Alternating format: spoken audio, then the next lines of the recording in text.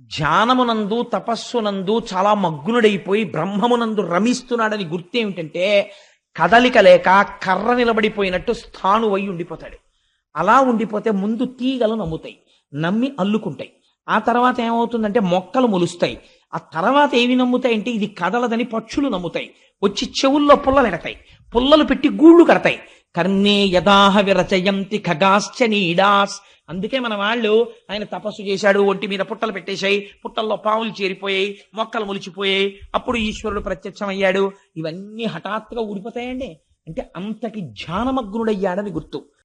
పైకి అమంగళంగా ఉన్నట్టు కనపడతాడు ఈశ్వరుడు. పుర్రెలమాల వేసుకున్నట్టు, శ్మశానంలో ఉన్నట్టు, శవ విభూతి రాసుకున్నట్టు ఉంటాడు. ఆయనంత మంగళప్రదుడు వేరొకడు లేడు. అందుకని ఆయనకి శివ అని పేరు. పైకి అమంగళంగా కనపడతాడు. కాబట్టి ఇప్పుడు ఏమైంది? పరస్పర విరుద్ధమైనటువంటి విషయాలు రెండు ఏకకాలమునందు ఒకరి యందు ఉన్నాయి. అలా ఎప్పుడూ చేసేటటువంటిది మంగళమే. మీరు ఒకటి గుర్తుపెట్టుకోండి, శివుడు అమంగళం చెయ్యడు, ఆవు అమంగళం చెయ్యదు.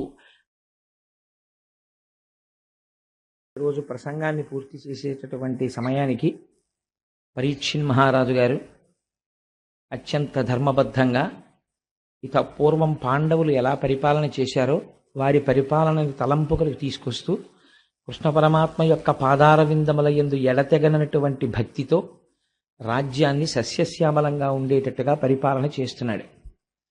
అలా పరీక్షిత్ పరిపాలిస్తున్నటువంటి కాలంలో ఒక ఆశ్చర్యకరమైన సంఘటన జరిగింది. మీకు నిన్నటి రోజున నేను ఒక విషయాన్ని విజ్ఞాపన చేశాను. ఇందుచేత కృష్ణ నిర్యాణము ప్రారంభమైపోయింది ప్రథమ స్కంధంలో అంటే శుకుడు భాగవతం చెప్పడానికి వచ్చి కూర్చోవాలి. అది ఒక చారిత్రాత్మకమైన సంఘటన. ఎందుకంటే శుకుడు వచ్చి కూర్చోడు. ఎందుకు కూర్చోడు అంటే అసలు శుకుడికి అలా కూర్చోవలసిన అవసరం లేదు. నిరంతరము బ్రహ్మమునందు రమిస్తూ ఉంటాడు. అటువంటి వాడు మీకు నేను మొదటి రోజున అనుకుంటా విజ్ఞాపన చేశాను. ఒక ఆవు పాలు పితకడానికి ఎంత సమయం పడుతుందో అంతకన్నా ఆయన ఏ ప్రాంతమునందు నిలబడడు. అటువంటి వాడు వచ్చి కూర్చోవాలి. అలా కూర్చోవాలంటే అదొక గొప్ప సందర్భం. ఆ సందర్భం ప్రారంభమైతే అసలు భాగవతం ప్రారంభం కావాలి. ఇంకక్కడి నుంచి మళ్ళీ అవతారములను వరుసగా తీసుకురావాలి. అది తీసుకురావాలంటే కృష్ణ నిర్యాణాది ఘట్టములు పూర్తవ్వాలి. అందుకని చెప్పి కృష్ణ నిర్యాణం ముందు వస్తుంది ప్రథమ స్కందంలో అని మీకు నేను మనవి చేశాను. కృష్ణ నిర్యాణం జరిగింది అంటే దాని అర్థం ఏమిటంటే కలియుగం ప్రారంభమైంది. కలిపురుషుడు ప్రవేశించాడు. కలిపురుషుడు ప్రవేశించిన దగ్గర నుంచి ఒక రకంగా ఆలోచిస్తే కలిపురుష ప్రవేశము చేత వచ్చేటటువంటి ప్రయోజనం ఒకటి ఉంది. ఆ మాట నేనంటే కొంచెం ఆశ్చర్యకరంగా అదేమిటండి మీరు అలా మాట్లాడారు అని మీకు అనిపించవచ్చు. కానీ ఒక యథార్థం నేను మీకు మనవి చేస్తున్నాను. కలియుగంలో ఉండేటటువంటి మొట్టమొదటి గొప్పతనం ఏమిటంటే నామాన్ని పట్టుకుంటే చాలు, చాలా తేలికే. జాగ్రత్తగా నామాన్ని పట్టుకుని ఉండగలిగితే, ఈశ్వర కథని పట్టుకుని ఉండగలిగితే తరిస్తాడు. రెండవది, కలియుగంలో పుణ్యకార్యము చేశాడా లేదా చూడరు. పుణ్యకార్యమును తలపెట్టగలిగితే చాలు. కనీసం మనస్సులో 10 మాటలు, ఏమండి నేను కాశీ వెళ్ళాలనుకుంటున్నాను, నేను తిరుమల వెళ్ళాలనుకుంటున్నాను, శ్రీశైలం వెళ్ళాలని ఉంటుంది, శ్రీశైలంలో సుప్రభాతం ఎలా జరుగుతుందండి, ఒక ఆవును తీసుకొస్తారట కదా, గోపూజ జరుగుతుందట కదా, అక్కడే కుండంలోకి నీరు వస్తుందట కదా, ఇవన్నీ ఎలా జరుగుతాయండి, జంబుకేశ్వరంలో అమ్మవారికి మధ్యాహ్నం నైవేద్యానికి అర్చకులు చీర కట్టుకుంటారట కదా, అంతటి శక్తి స్వరూపిణిట కదా అమ్మవారు, అర్చకులు కూడా అమ్మవారి ముందు పురుష రూపంలో నిలబడరట, నిజమేనా, అక్కడికి వెళ్ళాలని ఉందండి అని అన్నాడు అనుకోండి, ఆర్తితో ఆ మాట అంటే వెళ్ళిన ఫలితం వేసేస్తారు. అది విచిత్రం. అంటే ఏదో కోటేశ్వరరావు అలా అన్నారు కదా అని ఉట్టిన జంబుకేశ్వరం వెళ్దాం అనుకుంటున్నానండి, తిరుపతి వెళ్దాం అనుకుంటున్నానండి అంటే కాదు.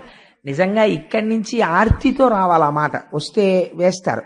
పాపకార్యం పూర్తయితే ఫలితం వేస్తారు. పాపకార్యం పూర్తి చెయ్యాలి, పుణ్యకార్యాన్ని పూనికతో తలుచుకోవాలి. ఇది కొంత అడ్వాంటేజా కాదా చెప్పండి నాకు. అయితే మీరు అలా నిలబడగలిగితే అది మీకు కొంత ప్రయోజనాన్ని చేకూర్చగలదు. కానీ అదే సమయంలో కలి అనబడేటటువంటిది ఒక విషపు పురుగు, చాలా ప్రమాదకరమైనటువంటి స్థితి. ఎందుచేతనంటే ఎప్పుడు దేహ సంబంధమైనటువంటి సుఖాల వైపుకే లాగేస్తాడు తప్ప అసలు ఈశ్వరుడి వైపుకి తల తిప్పనివ్వడు, ఉక్కిరి బిక్కిరి చేసేస్తాడు. అటువంటి యుగం ప్రారంభం అవుతోంది. అందుకని ఈశ్వరుడు ఆ సమయంలో నిలబడి ఉంటే కృష్ణ పరమాత్మ ఈ కలిపురుష ప్రవేశం జరగదు. అందుకని ఈశ్వరుడు కూడా ఆ యుగం జరగడానికి కావలసిన అవకాశం ఆయన ఇచ్చేశాడు. అందుకని అవతారం సాధించేశాడు. పరీక్షిన్ మహారాజు గారు దిగ్విజయ యాత్ర చేస్తున్నాడు. దిగ్విజయ యాత్ర చేస్తుండగా ఒక చోట ఒక ఆశ్చర్యకరమైనటువంటి సంఘటన చూశాడు. దీన్ని మీరు కొంచెం జాగ్రత్తగా గమనించాలి. కేవలం మీరు ఒక పురాణ కథగా దాన్ని విన్నారనుకోండి, దానివల్ల ఎంత ప్రయోజనం వస్తుంది అంటే నేను చెప్పలేను. కానీ భాగవతంగా మీకు అర్థం కావాలంటే ఇది చాలా కీలకమైనటువంటి ఘట్టం. ఒక మహాపురుష ప్రవేశం జరిగే ముందు దాని వెనకాతల ఒక కీలకమైన సందర్భం ఉంటుంది. మీరు ఒక బంగారం ముద్ద పట్టుకెళ్ళి అయ్యా నాకు ఒక ఉంగరం చెయ్యండి అని చెప్తే మీరు జ్ఞాపకం పెట్టుకోండి, మీరు ఇచ్చిన బంగారం ముద్ద మీరు కోరుకున్న బంగారు ఉంగరంగా బయటికి వచ్చే ముందు అగ్ని జ్వాలల యందు ఆ బంగారము తప్తమవుతుంది, సుత్తి దెబ్బలు తింటుంది.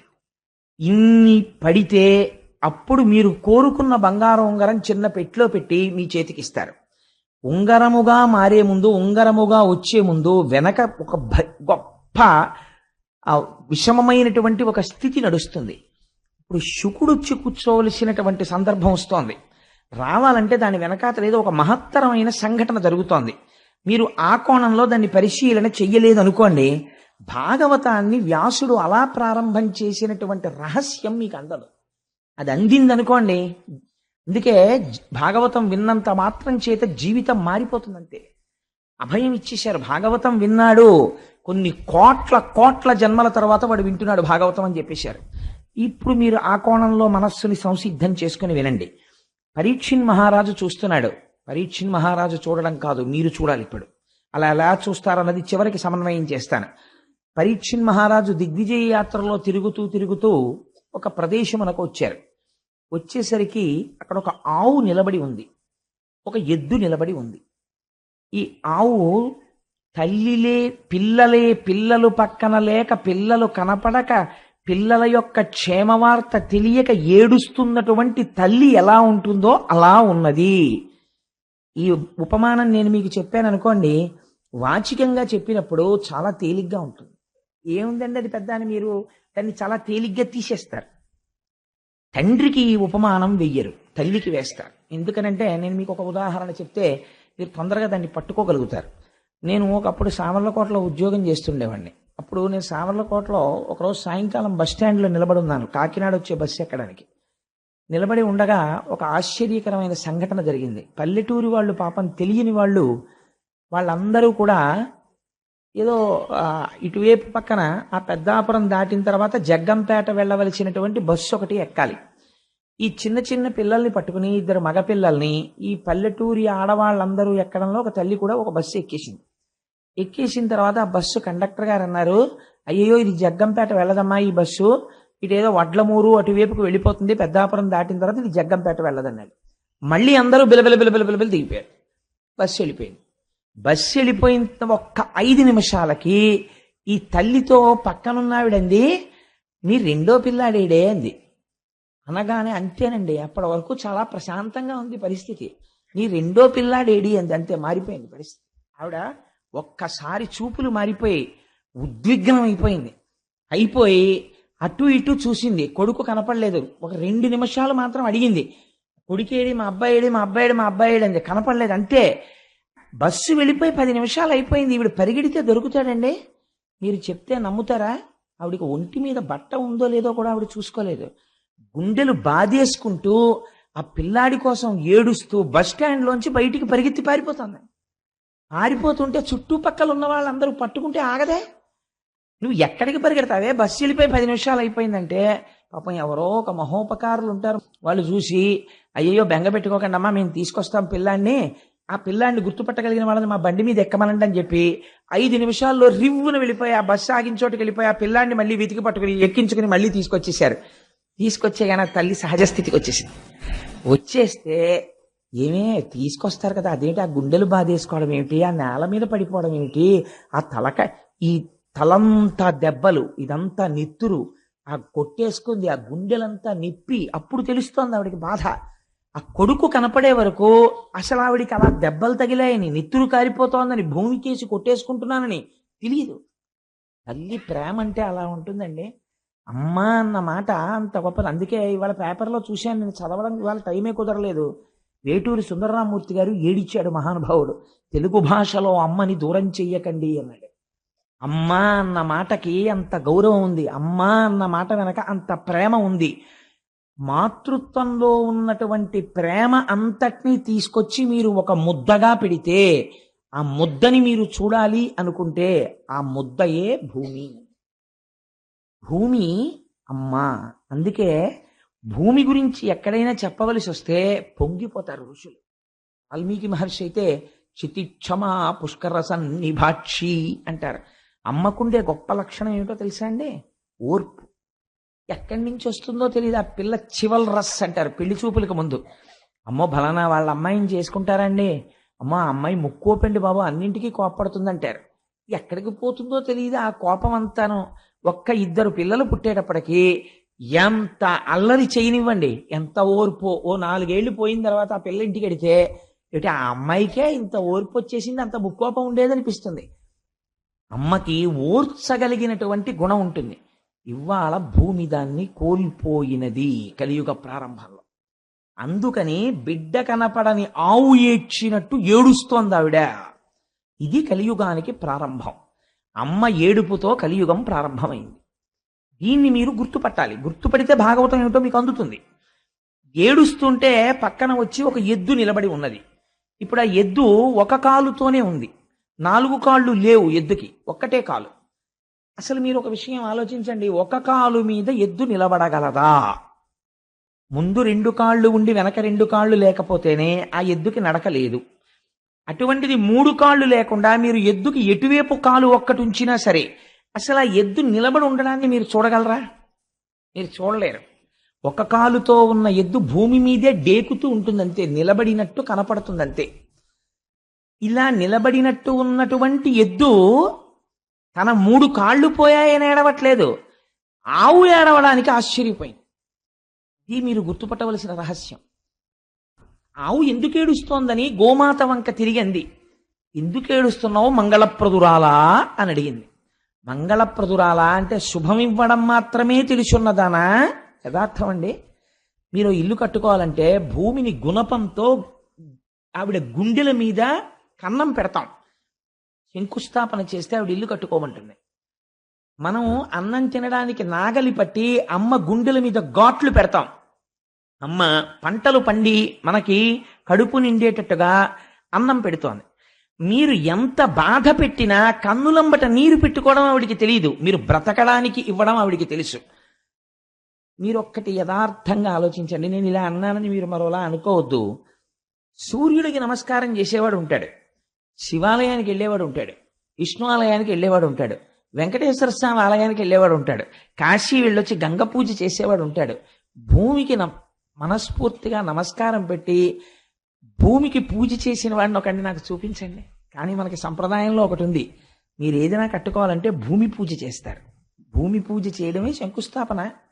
ఎందుకనంటే అమ్మ నీ గుండెల మీద ఘాట్లు ఎడతానమ్మా, నువ్వేం అనుకోకు, నేను ఇల్లు కట్టుకోవాలనుకుంటున్నాను. ఇది మనకి ఎప్పుడున్న అలవాటో తెలుసా అండి? అమ్మ తన రక్తాన్ని పాలగా మార్చిస్తుంది, వాడు అమ్మ స్తన్యాన్ని పళ్ళు రాగానే కొరుకుతాడు.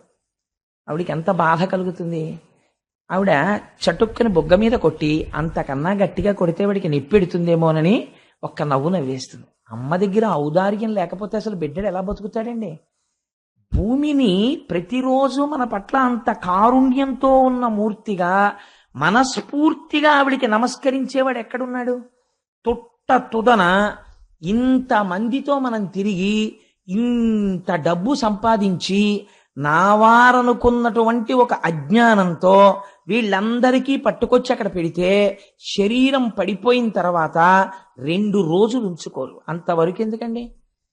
సొంత కారున్నవాడు ఎంతమంది ముందుకొచ్చి పార్థివ శరీరాన్ని మా కారులో పడుకోబెట్టండి తీసుకెడతామని గబుక్కును ముందుకు రారు కదా. ఇప్పుడు ఏమంటారు? బతికున్నప్పుడంటే ఎక్కించుకుంటారు. నేను అది తప్పు కూడా నేనేం పట్టట్లేదు అందులో. ఒక అమంగళం అంతే. శివము వెళ్ళిపోయిన తర్వాత ఆ తర్వాత ఏమంటారు? ఆ ఊపిరి వెళ్ళిపోయింది అనుకోండి, ట్యాక్సీ మాట్లాడండి అంటారు. శవాల్ ట్యాక్సీలని వేరే ఉంటాయి అవి. అది తీసుకొస్తే వాళ్ళు 2 రేట్లు చెప్తారు. వెనక సీట్లో పడుకోబెడితే 5,000 అవుతుందండి, డిక్కీలో పడుకోబెడితే 1,000 రూపాయలు అవుతుందండి అంటాడు. అప్పుడు మాట్లాడేవాడు ఏమంటాడంటే, ఒరే ఎందుకురా పాడి చేసిస్తావు అనవసరంగా, ఇంక ప్రాణం పోయిన తర్వాత ఎక్కడ పడుకోబెడితే ఏంటి, డిక్కీలో పడుకోబెట్టే అంటాడు.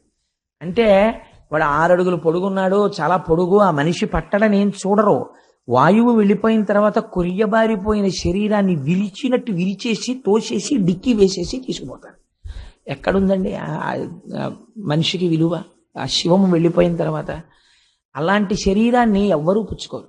ఏమన్నా కాసేపు నా చెప్పులు ఉంచుకోండి అంటే ఉంచుకుంటారు, కాసేపు ఈ శవాన్ని అట్టే పెట్టండి అంటే ఎవడు పుచ్చుకోడు, నీ అసాధ్యం కొలబడువు అంటారు. అలాంటిది మళ్ళీ పుచ్చుకునేది ఎవరైనా ఉంటే అమ్మ ఒక్కతే పుచ్చుకోవాలి. నిజంగా ఎంత ఔదార్యంతో మనం లేవగానే భూమికి నమస్కరించి భూమి మీద పడి ప్రణిపాతం చేసి అమ్మా నన్ను మన్నించు, నాకు తక్కడం తప్ప మార్గం లేదమ్మా అని లేవాలి. కానీ మనం నమస్కరించకపోయినా ఆవిడ ఏమీ అంటలేదు, అన్నం పెడుతోంది, క్షేమం కోరుతోంది. ఆవిడ మంగళప్రదురాలు కాదని మీరు అనగలరా? ఇది మంగళప్రదురాలైన గోవు ఏడుస్తోందని చెప్తే. ఇప్పుడు ఆ గోవు ఏడుస్తుంటే ఎద్దడిగింది, నువ్వెందుకు ఏడుస్తున్నావు, నీకేం బాధ కలిగింది, నువ్వు చాలా సంతోషంగా ఉండేదానివి కదా. ఒకప్పుడు రేఖామయద్ధుధా కలశాతపత్ర వజ్రాంకుశాంబురుహ కల్పక శంఖ చక్రై అని ఆ అమృతపాత్ర, వజ్రము, నాగలి, శంఖము మొదలైనటువంటి గుర్తులు కలిగినటువంటి శ్రీపాదములు కలిగినటువంటి స్వామి నడయాడినటువంటి భూమి కదా, దేనికి ఏడుస్తున్నావు నువ్వు అని అడిగింది. అడిగితే భూమి అంది, దేనికి ఏడుస్తున్నానో తెలుసా, నాకు ఏదో బాధ కలిగిందని నేను ఏడవట్లేదు, నా బాధ ఎప్పుడు అలాగే ఉంటుంది, కృతయుగమైనా ఇంకోటైనా. మీరు బాగా గుర్తు పెట్టుకోవలసిన లక్షణాన్ని చెప్తోంది భూమి. భూమి బరువు గురించి ఏడవదో.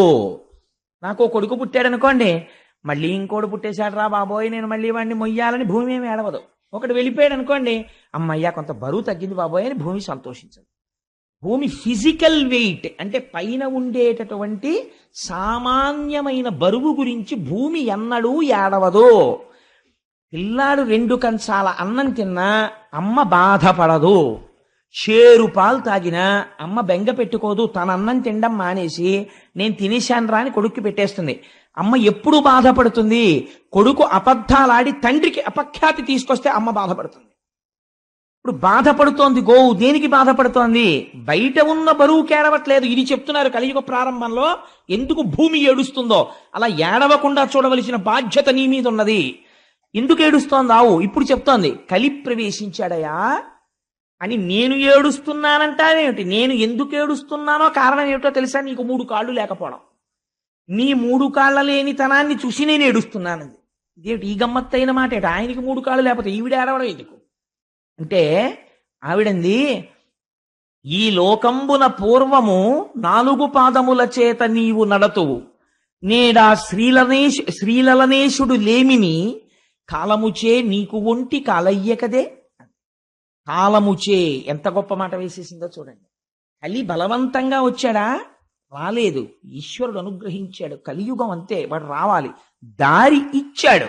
ఇవ్వడమే కాలం దారి ఇచ్చింది. కాలము ఈశ్వర రూపం, దారి ఇచ్చింది, వచ్చాడు. ఆయన వచ్చాడు, వస్తే నీకెందుకు బాధ అంటే, కాలముచే నీకు ఒంటి కాలయ్య కదే. ఆ కలి లోపలికి ఇంకా అడుగు పెట్టి ఉంచుకోలేదు, పాదాలు మారిపోయింది పరిస్థితి. ఏమిటైంది ఇప్పుడు అంటే, బిడ్డలు తల్లిదండ్రులను చూడడానికి ఇష్టపడము లేదు. పెద్దవారైపోయినటువంటి తల్లిదండ్రులు చాలా బరువుగా అనిపిస్తున్నారు పిల్లలకి. పిల్లల యొక్క యోగక్షేమాల్ని చూసి వాళ్ళని వృద్ధిలోకి తీసుకురావడానికి సంస్కారయుతంగా ముందు పిల్లలకి సంస్కారం నేర్పాలని పెద్దలు ఆలోచించడం లేదు. ధర్మము విచ్చిపోతోంది. పూర్వం 4 పాదములు నీకుండేవి, ఇవి మామూలు ఎద్దు కాదు. ఇప్పుడు మీరు గుర్తుపట్టాలి, ఆ ఎద్దెవరు? ధర్మము. ధర్మమునకు భూమికి ఎంత దగ్గర సంబంధమో చూడండి. నీకు 4 పాదాలు ఉండేవి. ఏమిటా 4 పాదాలు? 1 సత్యము, 2వది శౌచము, 3వది తపస్సు, 4వది దయ. ఈ 4 పాదములతో ధర్మం నడుస్తుంది. ఇలా నడిచేటటువంటి 4 పాదములు కలిగినటువంటి ధర్మం అనబడేటటువంటి వృషభమునకు, అందుకే శంకరుడు వృషభాన్ని ఎక్కుతాడంటాడు. అంటే ఆయన ధర్మమును అధిరోహించి నడుస్తాడు ఆయన. కాబట్టి ఇప్పుడు నీకు 1 పాదమే ఉన్నది, 3 పాదములు నీకు లేవు. ఎందుకు లేవు 3 పాదములు? ఈ 3 పాదములు లేకపోవడం చేత కలిపురుషుడు వచ్చేసాడు. వచ్చేయడం వల్ల నీకు 3 పాదాలు పోతే ఏమవుతుంది? దేవతలకు, ఋషులకు, మీరు చాలా జాగ్రత్తగా గుర్తుపట్టాలి ఆవు చెప్తున్న మాటల్ని. దేవతలకు, ఋషులకు, పితృదేవతలకు, ధీయుతులకు, నీకు నాకు గోవులకు వర్ణాశ్రమములకు బాధ ఎనుచు కుందెదననగా. ఎవరెవరికిట బాధ? ఎందుకు ఏడుస్తున్నానో తెలుసా? వీళ్ల కోసమే నేను ఏడుస్తున్నానంది ఆవిడ. ఎవరి కోసం? దేవతలకు, దేవతల గురించి ఏడుస్తున్నాను. ఎందుకు ఏడుస్తున్నాను? రాబోయేటటువంటి కాలంలో యజ్ఞయాగాది క్రతువులను విమర్శించేటటువంటి వాళ్ళు ఎక్కువైపోతారు. యజ్ఞయాగాది క్రతువులు ఒక్క మన సనాతన ధర్మంలో మాత్రమే ఉంటాయి, ఇంకెక్కడా లేవు. యజ్ఞము చెయ్యడం, అగ్నిహోత్రంలో హవిస్సు వెయ్యడం, మీరు మళ్ళీ సంపదని పొందడానికి అగ్నిహోత్రము ద్వారా దేవతలకు హవిస్సులిస్తే ప్రీతి చెందినటువంటి దేవతలు మళ్ళీ వర్షాన్ని కురిపించి మీకు సంపదలను ఇస్తారు. మీరు తిరిగి వారి పట్ల కృతజ్ఞత ప్రకటించినప్పుడు దేవతల యొక్క ఆగ్రహమునకు గురవుతారు. కాబట్టి దేవతలకి హవిస్సులు ఇవ్వరు. హవిస్సులు ఇవ్వనటువంటి మనుష్యులకి శుభాన్ని మేము చెయ్యం అని దేవతలు చెయ్యరు. కాబట్టి హవిస్సులు పొందని దేవతలు తయారవుతారు. ఎందుచేత అంటే ఏది సనాతన ధర్మమో, ఏ సనాతన ధర్మము ఈ గడ్డ మీద నిలబడిందో ఆ గడ్డ మీద సనాతన ధర్మము విమర్శకి గురైపోతుంది. కాబట్టి ఏమైపోతుంది? యజ్ఞయాగాది క్రతువులు నశించిపోవడం ప్రారంభం అవుతుంది. అందుకని దేవతలకు, ఋషులకు, ఎవరు వేదం కష్టపడి చదువుకుని స్వరం తెలుసుకుని చాలా కష్టపడి ఆ స్వరంతో వేదం చెప్తాడో అసలు ఆ వేదాన్ని ఆదరించాలనేటటువంటి బుద్ధి నశించిపోతుంది లోకంలో. ఎవడు తపస్సుతో ఉన్నాడో, ఎవడు నాకు లోకములో విషయసుఖములు అక్కర్లేదని జడలు కట్టి భగవంతుని ఎందున్నాడో వాడిని రాళ్లు పెట్టి లోకం కొట్టేటటువంటి రోజు వస్తుంది. అలాంటి వాడిని చూసి నిష్కారణంగా విమర్శ చేసేటటువంటి రోజులు బయలుదేరిపోతాయి. నేను ఈ మాట అంటే నేను అసందర్భంగా అన్నానని మీరు అనుకోకండి. నేను తరచూ ఒక మాట చెప్తుంటాను. నాకు ఎక్కడైనా నేను తెల్లటి బట్టలు కట్టుకుని వెళ్ళిపోతుండగా నాకు కె విశ్వనాథ్ గారు కనపడితే, విశ్వనాథ్ గారికి నాకు మధ్యలో ఒక మురుగుడు గుంట ఉంటే నేను అది మురుగుడు గుంట ఉందని పక్కకి కూడా వెళ్లకుండా వారి పాదములకు ప్రణిపాతం చేయడానికి మురుగుడు గుంటలో పడిపోతాను అంటుంటాను. ఎందుకని అంటే బహుశా సినిమా రంగంలో ఆయన ఒక ఋషి. నేను ఈ మాట ఎందుకంటున్నానో తెలుసా అండి? ఆయన ఒక సినిమా తీశారు, నాకు ఆ పేరు జ్ఞాపకం లేదు, కానీ అందులో ఒక ఆఫీసరు వేదం చదువుకున్న వాళ్ళకి స్టైపెండ్ గ్రాంట్ చేస్తాడు. వేదం చదువుకుని 60 ఏళ్ళో 70 ఏళ్ళో వచ్చేసి వృద్ధుడైపోయినటువంటి పండితుడు పైన వస్త్రం కూడా లేకుండా ఉత్తరీయం వేసుకుని వచ్చి నిలబడితే ఆఫీసర్ ఎదురుగుండా 4 కుర్చీలు ఖాళీ ఉంటాయి. కూర్చోమని కూడా చెప్పడు. గోళ్లు కొరుకుతుంటాడు ఆయన. గోళ్లు కొరుక్కోవడం అంటే పని లేనివాడు చేసే పని ఏంటంటే గోళ్లు కొరుక్కుంటున్నామని. ఆయన కాలం గురించి మాట్లాడుతుంటాడు. అది విచిత్రం. అసలు కాలస్వరూపమైన ఈశ్వరుడు గురించి వేదం చెప్తోంది. వేద చదువుకున్న వాణ్ణి నించోపెట్టాడు, తను కూర్చున్నాడు. ఏమిటండి మీకు స్టైపెండ్ ఇమ్మంటారు, స్టైపెండ్ ఇమ్మంటారు, మీకేమొచ్చు చెప్పండి అంటాడు. ఘన చెప్పడం, జట చెప్పడం అంటే మాటలు కాదు. ఆయన ఘన జట చెప్తుంటాడు. చెప్తుంటే అబ్బబ్బబ్బబ్బబ్బా మాట మళ్ళీ ముందు పెట్టి వెనకబెట్టి, ముందు పెట్టి వెనకబెట్టి ఎంతసేపు చెప్తారంటే టైం వేస్ట్ అంటాడు. సరే, ఆ తర్వాత ఇప్పుడు నేను సినిమా గురించి అంత ఎందుకు గానండి అంటే ఏమైంది? కలియుగం ఎలా ఉంటుందో సెల్యులాయిడ్ మీద విశ్వనాథ్ గారు చూపించారు. ఇలా చూపించిన డైరెక్టర్ని ఒకటి నాకు చూపించండి. వేదము అవమానింపబడుతుంది. వేదం గురించి తెలుసున్నవాడు వేదం గురించి మాట్లాడాలి. వీడికి ఏం తెలుసని వేదం చదువుకున్న వాడికి వీడు స్కాలర్షిప్ను, వీడు స్టైపెండ్ గ్రాంట్ చేస్తాడు. ఘన జటా చదువుకున్న 70 సంవత్సరముల మహాపండితుణ్ణి నిలబెట్టి వేదం చదివితే వీడు నిర్ణయించి నెలకు 200 రూపాయలు గ్రాంట్ చేసేంత మొనగాడా? అంత అద్భుతంగా విమర్శ చేశాడు మహానుభావుడు. అందుకని దేవతలకు, ఋషులకు, పితృదేవతలకు తద్దినాలు పెట్టేవాళ్ళు కొరవైపోతారు. పితృదేవతలు ఏడుస్తుంటారు. ఒక్కడు తద్దినం పెట్టేవాడు కనపడ్డం. ఎందుకు పెట్టడు అంటే, ఎందుకండి శ్రాద్ధం పెట్టడం? శ్రాద్ధం అంత షార్ట్ కట్ ఏది ఉండదు. నేను ఒక మాట అంటే మీరు ఏమనుకోకండి, భాగవతంగా చెప్పేస్తే భాగవతం ఎందుకండి? పెద్ద కోడల్ని ఇంటికి తెచ్చుకునే ముందు అంత జాగ్రత్త ఎందుకు పడతారో తెలుసా? రేపొద్దున్న పితృదేవతలకి అందాలి అంటే ఆ పెద్ద కోడలు దీపం పెట్టాలి. కొడుకును పుట్టినటువంటి వాడు పెడితే అందుకోరు. కోడలు దీపం పెట్టాలి. తల్లిదండ్రుల పట్ల, అత్తమామల పట్ల సంస్కృతి సంస్కారం ఉన్న కోడలైతే దీపం పెడుతుంది. నేను ఎన్ని ఇళ్లలో చూశాను, తద్దినం పెట్టేటప్పుడు అసలు కోడలు వచ్చి దీపమే పెట్టదు. కాబట్టి పితృదేవతలకు ఇంత గొప్ప కోడలరా నా కోడలని వాళ్ళు ఏడుస్తారు అప్పుడు. అందుకని పితృదేవతలకు నీకు ధర్మం పోతోంది, నాకు భూమికి, నీకు నాకు గోవులకు ఆవులు అవమానింపబడతాయి. ఎప్పుడు చెప్పేసిందో చూడండి, కలియుగ ప్రారంభంలో చెప్పేసింది. ఆవుల్ని కొడతారు, ఆవుల్ని అమ్ముతారు, ఆవుల తోళ్లు తీసేస్తారు, ఆవు మాంసం తింటారు. గోవు అవమానింపబడిన చోట ఏ గోవు నుంచి వచ్చిన సమస్త పదార్థములు గౌరవింపబడ్డాయో అక్కడ గోవుల్ని రక్షించుకోవడానికి కేంద్రాలు వెలియవలసినటువంటిది, ఉద్యమాలు నడపవలసినటువంటి దౌర్భాగ్యం ఈ జాతికి వచ్చేస్తుంది. కాబట్టి గోవులకు, నానావర్ణాశ్రమములకు బాధయనచు కుందెదననగా కలియుగం ప్రవేశించింది అనడానికి ఇదే గుర్తు. వీళ్ళందరూ బాధలకు గురవడం ప్రారంభమైపోతోంది. అందుకు ఏడుస్తున్నానయ్యా అంది. నీ ఒక మాట చెప్పింది, నీకు 4 పాదములు ఉండేవి, సత్యము, శౌచము, తపస్సు, దయ. ఇప్పుడు ఇందులో 3 పాదములు పోయాయి. మీరు అలా చెప్తే నేను అలా అన్నాను అనుకోండి, ఇప్పుడు అది బయట ఉన్నటువంటి ఒక ఎద్దా కాదని నేను అంటున్నాను కదా. ఎద్దు ధర్మస్వరూపం, ఆవు భూస్వరూపం అని కదా నేను చెప్తున్నాను. ధర్మస్వరూపమునకు 3 పాదాలు పోయాయంటే ఎలా పోతాయండి?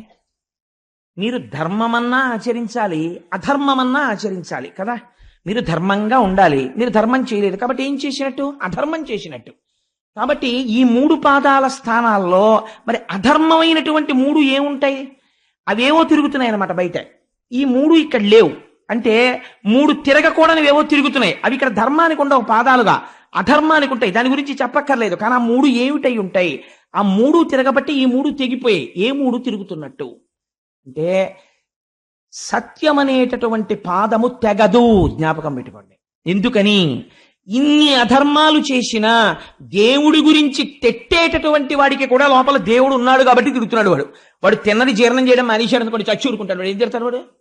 అందుకని లోపల ఆయన ఉండి ఊపిరిని వాక్కుగా మారిస్తే తిడుతున్నాడు కృతజ్ఞుడై. కాబట్టి ఈశ్వరుడు ఇంకా ఉన్నాడు కాబట్టి ఈ లోకం ఉన్నది, మారని పదార్థము ఇంకా కాపాడుతోంది. కాబట్టి సత్యం అలా ఉన్నది, అదొక్కటే పాదం.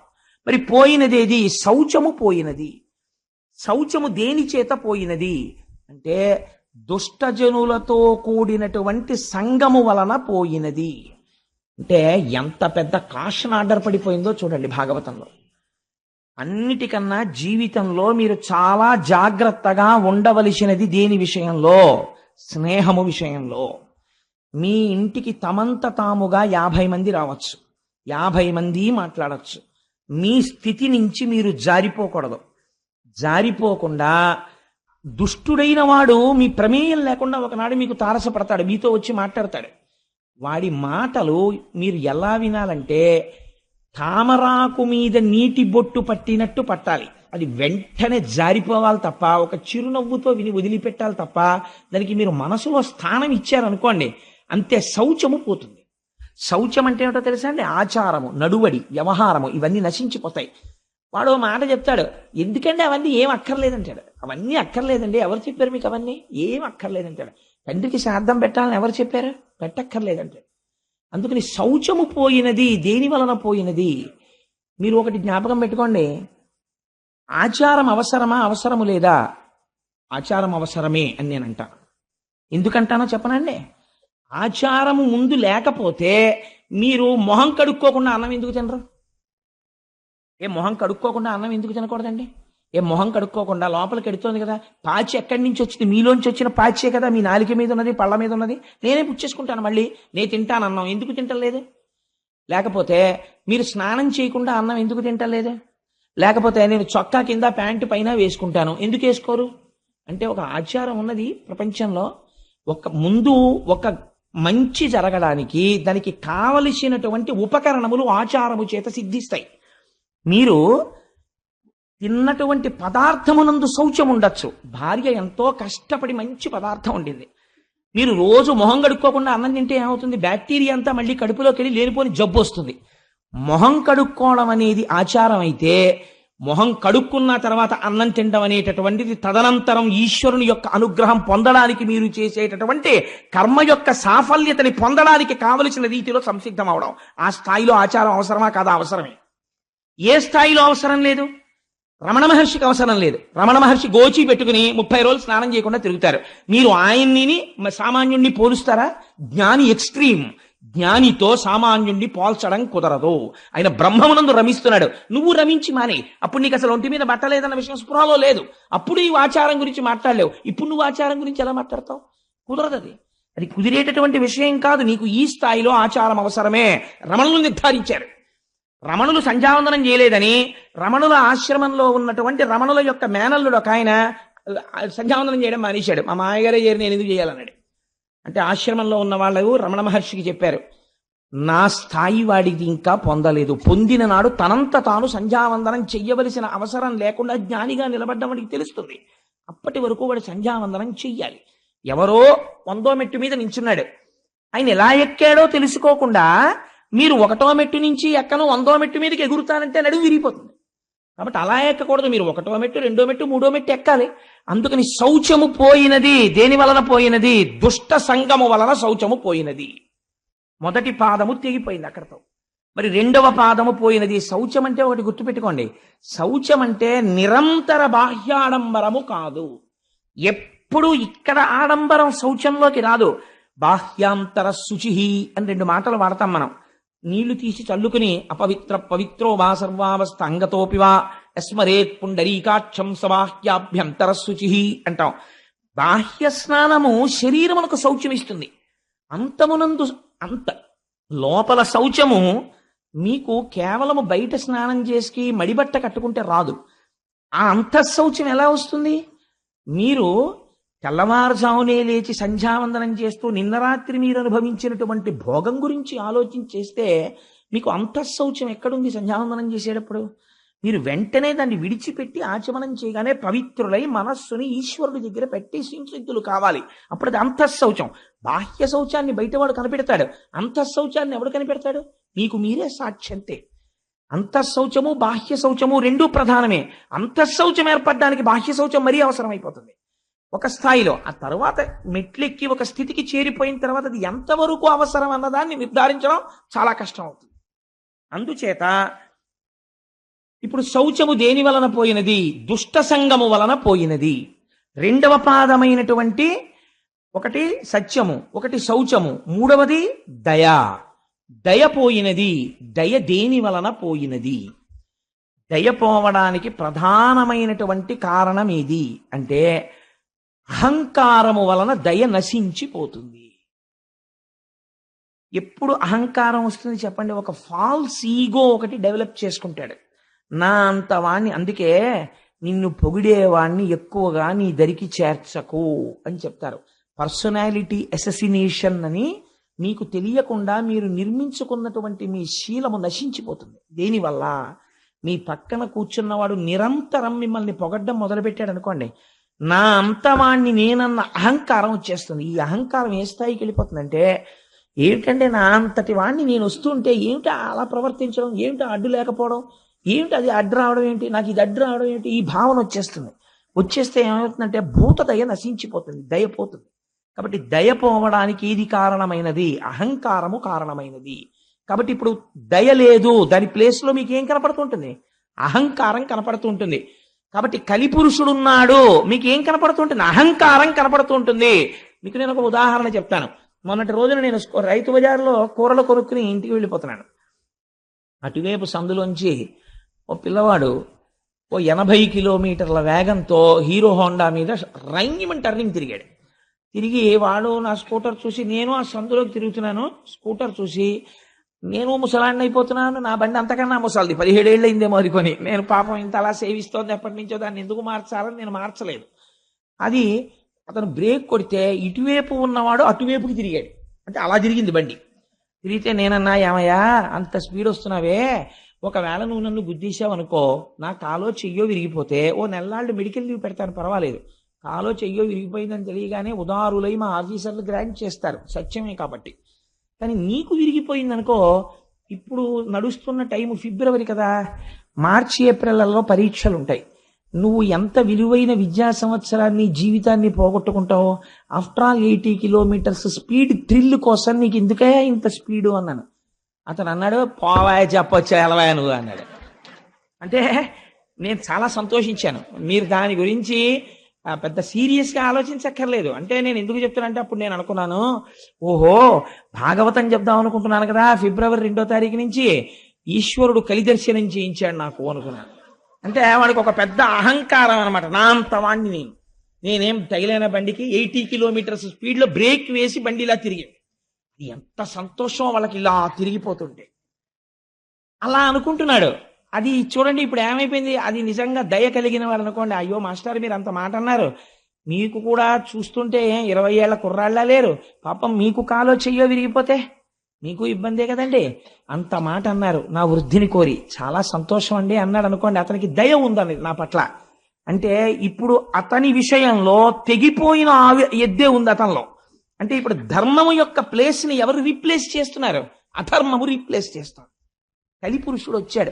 మామూలుగా మీరు దయ పోయినది, శౌచము పోయినది అన్నారనుకోండి, మీకు కలిపురుష దర్శనం ఎక్కడవుతుంటుంది? ఇప్పుడు మీరు పెద్ద సినిమా మీకు కనపడుతుంది ప్రపంచంలో. ఇప్పుడు మీరు రోడ్డు మీద వెళ్ళిపోతున్నారనుకోండి, మోటార్ సైకిల్ మీద వెళ్ళిపోతూ సెల్ ఫోన్ మాట్లాడుతున్నవాడు లోకమునందు దయలేనివాడు, వాడు ఎవరినైనా గుద్దేస్తాడు. కొంతమంది మోటార్ సైకిల్ మీద వెళ్ళిపోతూ ఈశ్వరుడు 2 చేతులు ఇస్తే వదిలేస్తారు, వాడికి ప్రమాదం మనకి ప్రమాదం. కాబట్టి ఇవన్నీ ఏమిటంటే కలిపురుష లక్షణాలే. కాబట్టి మీరు ఓహో ఇదంతా కలిపురుష లక్షణం ఇంత ప్రబలంగా ఉందన్నమాట అని మీరు వెంటనే కృష్ణపాదాలని స్మరించుకుంటూ ఉండాలి. కాబట్టి ఇప్పుడు ఏమైపోయినది? దయ అహంకారం వలన పోయినది. మూడవది ఇది తపస్సు. తపస్సు దేని వలన పోయినది? సమ్మోహము వలన పోయినది. సమ్మోహం అంటే ఏమిటి? ఇది ఒక విచిత్రమైనటువంటి లక్షణం. ఎందుకంటే అసలు ఆ చేయవలసిన అవసరం ఏముందండి అని. మీరు చాలా కృతక వేదాంతం ఒకటి వింటుంటారు, మీరు ఎప్పుడైనా విన్నారో లేదో. ఇవాళ భీష్మేకాదశి కదండి, మేమందరం సత్యనారాయణ వ్రతం చేసుకున్నామని మీరు ఎవరితోనో చెప్తున్నారు అనుకోండి, ఒక ఆయన వచ్చి అంటాడు ఎందుకండి అవన్నీ చెయ్యాలేంటి? ఇక్కడ ఉండాలండి శుద్ధి, ఇక్కడ శుద్ధి కోసం వాడు వ్రతం చేసుకున్నాడు. నీకంత శుద్ధి నిజంగా పొందేసిన వాడివైతే ఏమంటారో తెలుసా అండి? మహాత్మా అంటారు. పొద్దున్న మా ఇంటికి తత్వవిధానంద సరస్వతి మహారాజ్ అని ఒక మహానుభావుడు వచ్చారు, వారితో పాటు వేరొక పరివ్రాజకులు వచ్చారు. వారిని ఏమని పిలుస్తారో తెలుసా అండి? ఎప్పుడు నేను గమనిస్తూ ఉంటాను, రండి మహాత్మా అంటుంటారు అందరినీ. తత్వవిధానంద సరస్వతి మహారాజ్ దగ్గర శిష్యుడని చెప్పుకోవలసిన స్థాయి వారై ఉండవచ్చు వారు, లేదా వారి నాన్నగారి దగ్గర చదువుకున్నారు, అయినా వారికి అహంకారం ఉండదు. వారు ఆయన్ని కూడా తన పక్కన కూర్చోపెట్టుకుని చక్కగా వారిని పిలిచేటప్పుడు మహాత్మా రండి అంటారు. ఆ పిలుపులో ఆయనలో కలి ప్రవేశించలేకపోయాడు అనమాట. అందుకని అహంకారాన్ని చెక్ చేస్తున్నారు ఆయన. ఇప్పుడు అహంకారం లేదు, ఏదుంది? దయ ఉన్నది. అక్కడ అంటే ఇప్పుడు ఎవరున్నారు? కృష్ణుడున్నాడు. అక్కడ కృష్ణుడున్నాడు తప్ప కలి లేడు. కృష్ణుడే ఉన్నాడని ఏమి గుర్తు? మీరు ఏం చెప్పమన్నా కృష్ణుడి గురించే చెప్తుంటారు, ఈశ్వరుడు గురించే పలుకుతుంటారు. ఎందుకు పలుకుతుంటారు? లోపల ఆ పాదం లేదు, ఈ పాదం ఉంది. కాబట్టి ఎక్కడుందండి ఆ ఎద్దు? నిజంగా అక్కడెక్కడో పరీక్షిత్తు కనపడలేదు, ప్రతి చోట మీకు ఈ ఆవు ఎద్దు కనపడుతూనే ఉంటాయి. ఇలాంటి ఎద్దు కనపడ్డప్పుడల్లా ఈ ఆవు ఏడుస్తూనే ఉంటుంది. ఈ ఆవు ఏడిచినప్పుడల్లా పిడుగులు పడుతూనే ఉంటాయి, సునామీలు వస్తూనే ఉంటాయి. లోకమునందు అలా ఏడ్పించడాలు ఎక్కువైపోయాయి అనుకోండి, మహాత్ముల జోలికి వెళ్ళిపోయారనుకోండి, సునామీలు వచ్చేస్తాయి, పిడుగులు పడిపోతాయి, భూకంపాలు వచ్చేస్తాయి, సర్వనాశనం అయిపోతుంది. భూమి ఏడ్చింది, ఆ ఏడ్పు వల్ల వచ్చినటువంటి అదంటే దుష్టమైనటువంటి ఫలితం అది. కాబట్టి తపస్సు దేని వలన పోయింది? సమ్మోహము వలన పోయినది.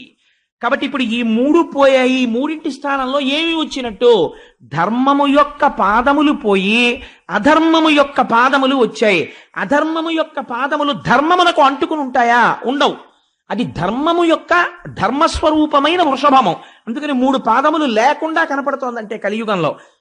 సో అదర్వైజ్ సేస్ ఇంకొక చోట ఉన్నాయి ఆ 3 పాదాలు. ఆ 3 పాదాలే ఇప్పుడు తిరుగుతున్నాయి. కాబట్టే నేను ఏడుస్తున్నాను. ఈ 3 పాదాలు తిరుగుతుంటే ఏడిచ్చే వాళ్ళు ఎవరో వాళ్ళ కోసం అయి ఉండాలి, సాధు పురుషులై ఉండాలి. ఈ 4 పాదాలు నడవాలని కోరుకునే వాళ్ళు ఆ యనమండుగురు. ఆ యనమండుగురికి బాధ, నేను ఏడుస్తున్నాను. నేను ఏడవడానికి కారణం నీ 3 పాదాలు లేకపోవడం. ఎంత గొప్ప సింబాలిజం తీసుకొచ్చారండి వ్యాసుల వారు. ఇప్పుడు ఇది ఆవు ఎద్దు ఏడుస్తున్నాయి. ఏడుస్తుంటే ఒక విచిత్రమైనటువంటి సంఘటన జరిగింది. ఒక వ్యక్తి ఆ ఆవు ఎద్దు దగ్గరికి వచ్చాడు. ఎవరైనా అంటే దాని గురించి ఒక పెద్ద వర్ణన చేశారు పోతన గారు. కాలక్రోధుడు, దండహస్తుడు, నృపాకారుండు, కఠినాత్ముండు. అటువంటి వాడు సామాన్యమైన క్రోధం కాదది, అపారమైనటువంటి కోపం. అందుకని కాలక్రోధుడు, అంతటి కోపంలో ఉన్నవాడు. దండహస్తుడు, పైగా చేతిలో కర్ర పట్టుకున్నాడు, అసలే కోపం, దానికి తోడు చేతిలో కర్ర ఉంది, ఎంత ప్రమాదం చూడండి. దండహస్తుడు, నృపాకారుండు, పైగా ఉన్నది ఎలా ఉన్నాడు? రాజుగారిలా ఉన్నాడు.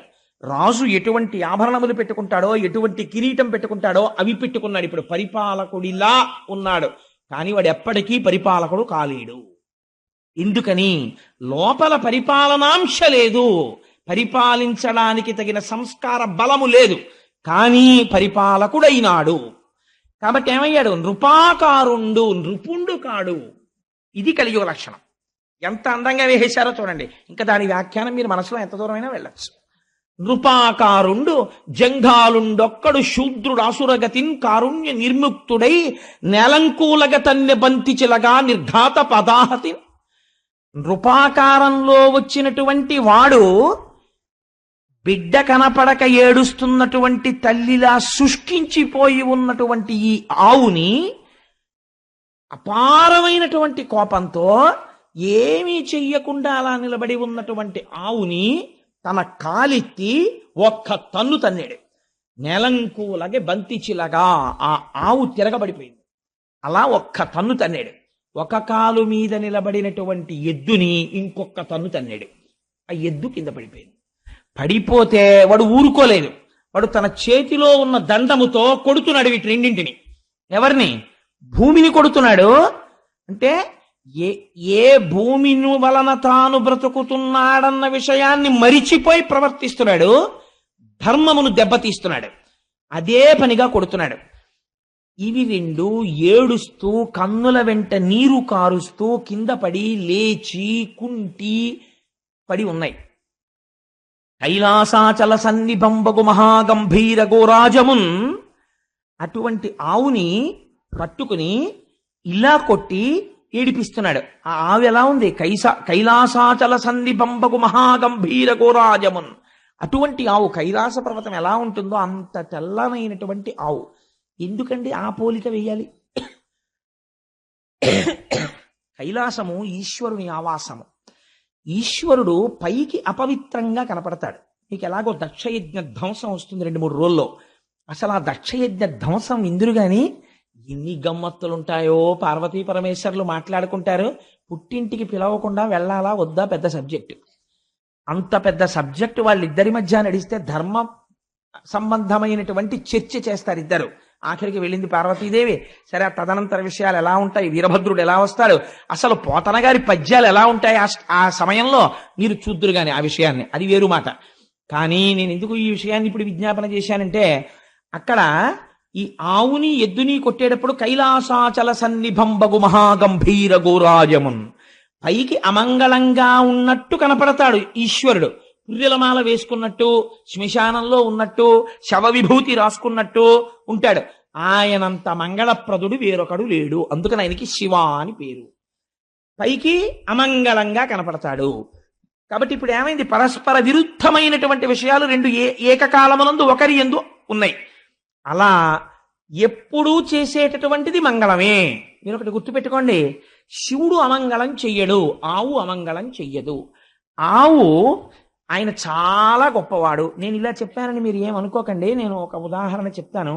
దీనివల్ల పెద్దలు ఎంత బాధపడ్డారంటే, ఒకానొక సమయంలో రమణ మహర్షి స్నానం చేస్తే ఆయనప్పటికి పాపం సర్కోమా తీవ్రత పొందేసి అడుగు తీసి అడుగు వెయ్యలేని స్థితిలో ఒక గదిలో స్నానం చేస్తుండేవారు. స్నానం చేస్తే ధూర్త లక్షణాలు అంటే ఎలా ఉంటాయంటే, ఆయన స్నానం చేసిన నీళ్లు తూములోంచి బయటికి వచ్చేస్తుంటే ఆయన చూడకుండా ఆయన స్నానానికి వెళ్ళగానే సీసాలు అట్టుకు నించునేవారు. ఆయన స్నానం చేసి నీళ్లు బయటకు వస్తుంటే తూములోంచి ఆ సీసాలో నీళ్లు అట్టుకుని పట్టుకెళ్లి తీర్థాల కింద ముచ్చేసుకునేవారు.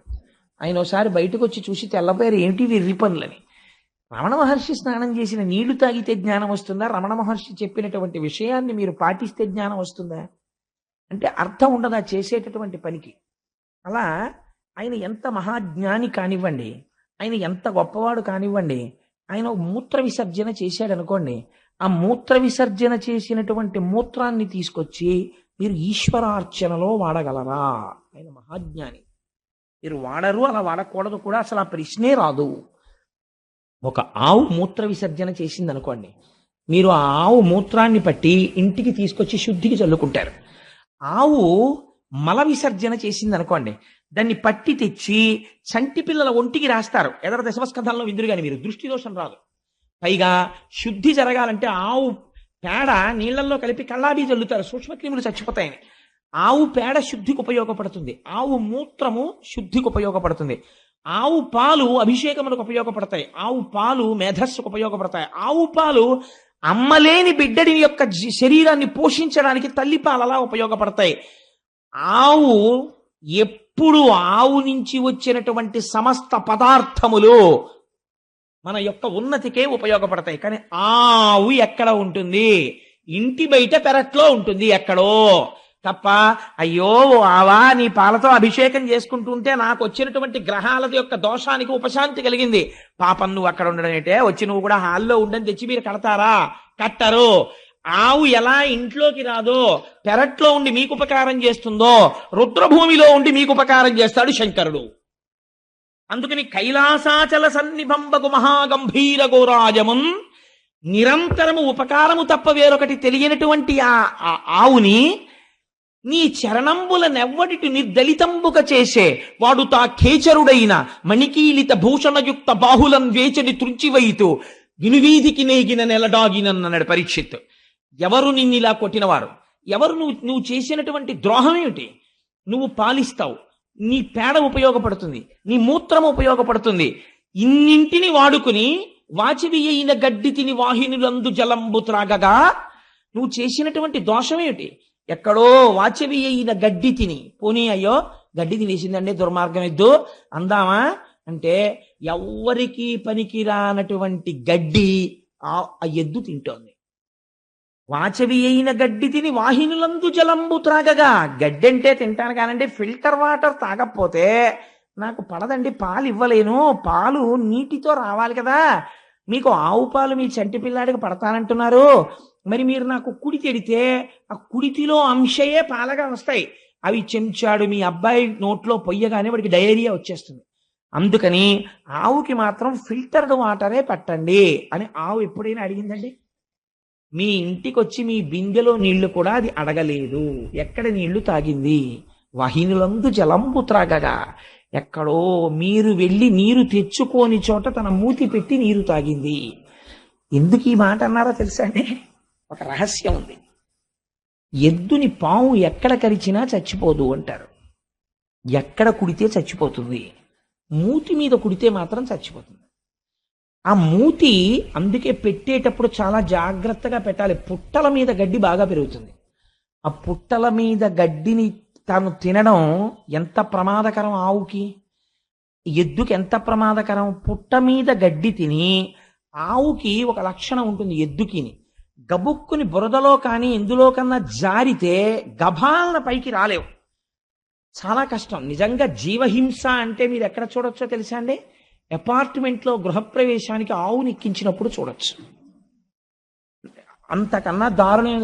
ఆవు బొమ్మట్టుకుని వెళ్ళకూడదండి. మీరు ఆవును అందులో న్యాసం చేసి, సుబ్రహ్మణ్య శర్మ గారు రేపు మనకు వ్రతం చేయిస్తుంటారు, ఆయన నాకు ఒక సందర్భం చెప్పారు.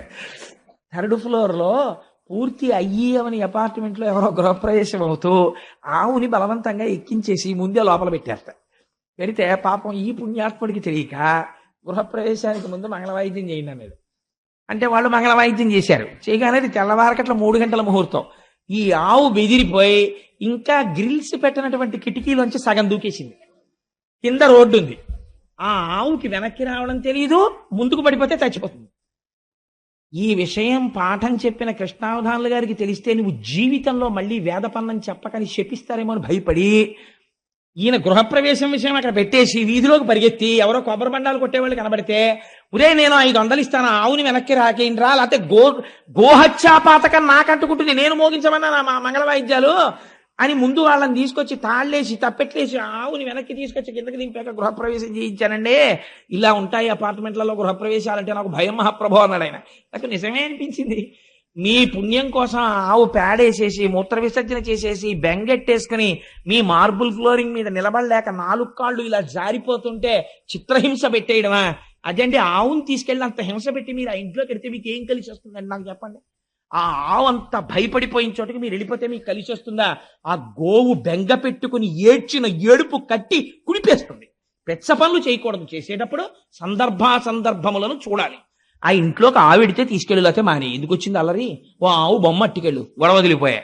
వెళ్ళేటప్పుడు గోవుకి ప్రదక్షిణం చేసి నమస్కరించి, అమ్మా గోమాత సమస్త శుభములను కటాక్షించు, నేను కట్టుకున్న ఇంట్లోకి నువ్వు రాలేవమ్మా, నువ్వు వెళ్ళిపోతే గొడవ వదిలిపోయాయి. ఆవిడ కటాక్షిస్తుంది. ఎందుకు వచ్చిన అల్లరి? నేను ఈ విషయాన్ని ఎందుకు ప్రస్తావన చేశానంటే, వాసవి అయిన గడ్డి తిని వాహినులందు జలంబు త్రాగగా, ఎంత గొప్ప మాట వేసేశారండి పోతన గారు. నిజంగాను నీకు పనికొచ్చేది ఏం తిందిరా అది? నువ్వు కొట్టడానికి నాకు ఒక కారణం చూపించు. గడ్డి తిందా? నువ్వు తినవు. నిన్ను ఎప్పుడైనా తిట్టవలసి వస్తే అంటారు, ఏ గడ్డి తిన్నా ఏట్రా, బుద్ధి గడ్డి తిందా అంటారు. అంటే నువ్వు గడ్డి తినవలసిన రోజే వస్తే అంతకన్నా హీనం ఇంకోట్లేదు. అలాంటిది అది తిందా గడ్డి. వాహినిలందు జలంబు త్రాగగా, ప్రవహించి వెళ్ళిపోతున్నటువంటి నీటిని అది తాగింది ఎక్కడో వెళ్ళి. నువ్వు మాత్రం ఫిల్టర్ చేసుకు తాగుతావు. అలాంటి నీళ్ళది తాగి, ఫిల్టర్డ్ వాటర్ తాగి, కుక్కుడు ఫుడ్ తిని, కుక్కర్లోది తిని, చాలా హైజీనిక్ ఫుడ్ తిన్నాననిపించుకుని నీలో విషం పెరుగుతోంది. వీధిలో గడ్డి తిని, ఏట్లో నీళ్లు తాగి, అది పరమసత్వగుణ స్వరూపమైన పాలనిస్తోంది. ఉపాధి ఏదైతే ఎందుకండి, ఎవరు గొప్ప? అది గొప్ప. కాబట్టి వాచవి అయిన గడ్డి తిని వాహినులందు జలంబు త్రాగగా, నీ చరణంబులెవ్వడిటు నిర్దళితంబుగా చేసే, ఎవడు నీ 3 కాళ్ళు తెగగొట్టాడు, ఎలా నువ్వు అపరాధం చేస్తావని నమ్మాడు అసలు వాడు. తా ఖేచరుడైన మణికీలిత భూషణయుక్త బాహులన్ వేచని త్రుంచివైతు వినువీధికి వేగిన నెల దాగినం. వాడు భూమిలో దాక్కొని ఆకాశానికి ఎగిరిపోని, వాడు మణులు పెట్టుకున్నటువంటి భూషణములతో కూడినటువంటి వాడి భుజములను నా కత్తితో నరికేస్తాను, ప్రతిజ్ఞ. ఏ చేతితో నీ పాదములు నరికాడో ఆ చేతుల్ని నేను నరికేస్తాను. అంటే ఇంకా ధర్మ సంస్థాపన కోసము పూనికున్న రాజు ఉన్నాడు భూమి మీద, పరీక్షిత్ వరకు. ఈ మాట అనగానే అక్కడ ఉన్నటువంటి ఆ వృషభము, ఆ గోవు, అవి రెండు వాటి స్వరూపములు చూసి పరీక్షిత్ గుర్తుపట్టాడు. అమ్మా, నువ్వు ధరణిదేవివి, ఆయన ధర్మము. మీ ఇద్దరు ఇలా అయిపోయినందుకు నేను శోకిస్తున్నాను. కానీ ఎవడు ఇలా ఈ పాదములు తెగగొట్టాడని అడిగాడు.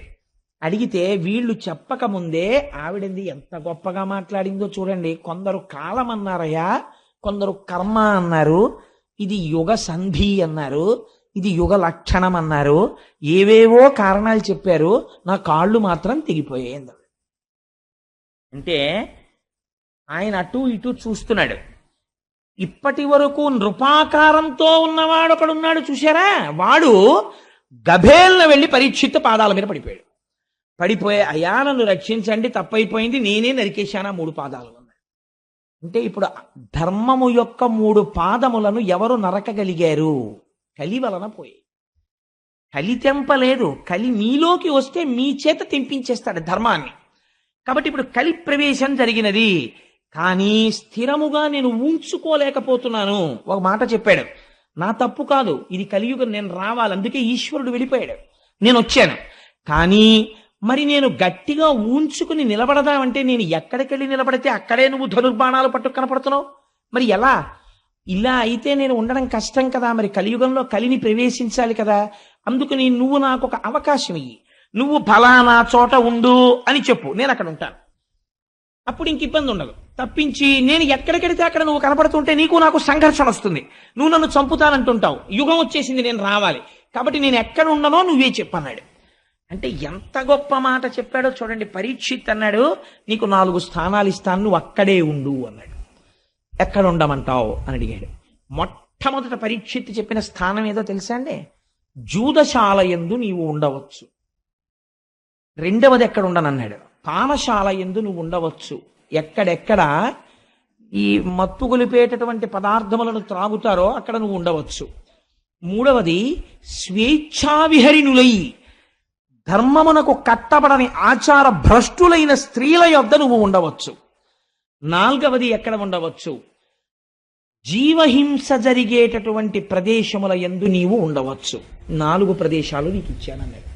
ఇప్పుడు మీరు పురాణంగా నేను దీన్ని ఈ మాట చెప్పి నేను దాటేశాను అనుకోండి, మీరు నా చొక్కా ఏం పట్టుకోరు, పాపవాడికి అదే వచ్చు లోపల చెప్పాడు, పాపవాడి జోలికి ఎందుకు మనకు వదిలేస్తారు నన్ను. కానీ మీరు నాకు ఒక విషయం చెప్పండి, కలికి ఈ 4 ప్లేసెస్ ఇస్తే ఏమిటి కలిసి వచ్చిందండి పరీక్షిత్కి? అసలు నువ్వు రావద్దురా అనాలి, కానీ ఈ 4 స్థానాలు నీకు ఇచ్చానన్నాడు కదా, ఈ 4 స్థానాలు ఇచ్చాడు అనుకోండి, కలి వెళ్ళి జూదం షాపులో పేక ముక్కలు ఇస్తాడా, లేకపోతే ఈ మత్తు పదార్థాన్ని అమ్మేటటువంటి చోటుకి వెళ్ళి షాప్ పెట్టుకుంటాడా, లేకపోతే జీవహింస తను చేస్తాడా, మిమ్మల్ని ఎలా పాడు చేస్తాడు కలి? ఇది మీరు విశ్లేషణ చెయ్యాలి. ఎలా పాడు చేస్తాడు అంటే దాని ఫలితములు చెప్పారు. జూదశాలయందు ఏమి జరుగుతుంది? అసత్యము ప్రబలుతుంది. ఎలా అని మీరు నన్ను అడగచ్చు. మీరు కావాలంటే లోకమునందు పోకడ మీరు గమనించే ఉంటారు. మీరు గుడికి వెళ్ళేవాడు ఏమన్నా ఒకసారి నేను శివాలయానికి వెళ్ళి ప్రదక్షిణం చేసి వచ్చేస్తానండి అంటాడు. లేదు ఇంకా సినిమాకి వెళ్ళేవాడు అనుకోండి, ఏమండి ఏమనుకోకండి సినిమాకి వెళ్తున్నానంటాడు. ఇంకా పోని 10 మంది పరిహాసం ఆడాలండి. అదేంటి ఆఫీసర్ గారి దగ్గరికి వెళ్ళి, సార్ నాకు కొత్తగా పెళ్ళయిందండి, 16 రోజుల పండగ, ఎస్ఆర్ఎం గారి ఇన్స్పెక్షన్ జడ్ఎం గారి ఇన్స్పెక్షన్ అంటున్నారు, మా అత్తారు బాధపడతారు సార్, అందుకని 16 రోజుల పండగకి వెళ్ళాలంటే ఓ చిరునవ్వు నవ్వేసి ఆఫీసర్ గారు గ్రాంట్ చేసేయచ్చు. అది కూడా నోటితో చెప్పుకుంటాడు నేను వెళ్ళాలండి అని. కానీ ప్యాక్ ఆడుకోవడానికి వెళ్తున్నానండి అని చెప్తాడండి ఎవడైనా? చెప్పడు. మర్యాద పోతుందని తెలుసు వాడికి. అందుకని ఏం చెప్తాడు? అబ్బాయి ఏం లేదండి మా ఫ్రెండ్ ఇంటికి వెళ్ళొస్తాను మాస్టారు అని వెళ్ళిపోతాడు. లేకపోతే దానికి అందమైన పేరు ఎట్టుకుంటారు. దాన్ని నేను ఎందుకు చెప్పాలి కానీ, ఇంగ్లీష్లో అయితే సితో ప్రారంభమై బితో పూర్తి అయిపోయేటటువంటి 4 అక్షరాల సంస్థను ఒక దాన్ని పెట్టుకుంటారు.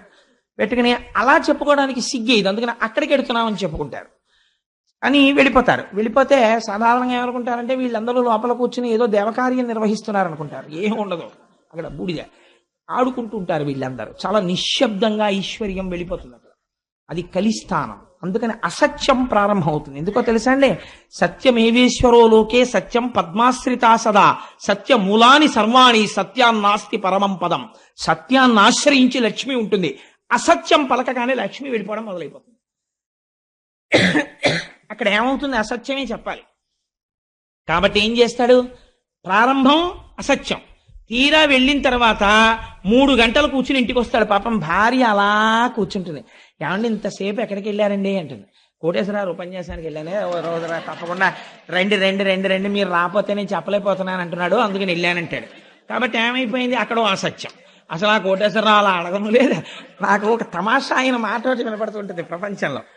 నాకు ఎక్కడ నవ్వు వస్తుందంటే, ఒక్కొక్కరు నాకు కనపడంటుంటారు, కోటేశ్వరరావు మీ ఉపన్యాసాలకి రాలేకపోయానండి ఏమనుకోకండి అంటారు.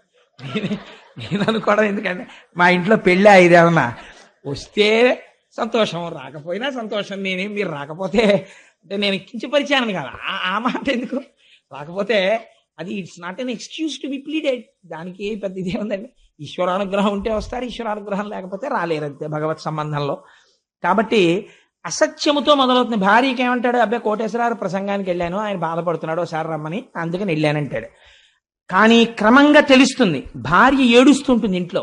మీరు ఏం చేస్తున్నారో నాకు తెలుసు, డబ్బులు పోతాయి, ఏమీ కాదు నీ మోహం, మా నాన్నగారికి పంపించానంటాడు. బుకాయిస్తాడు. భార్య కదా డబాయిస్తాడు.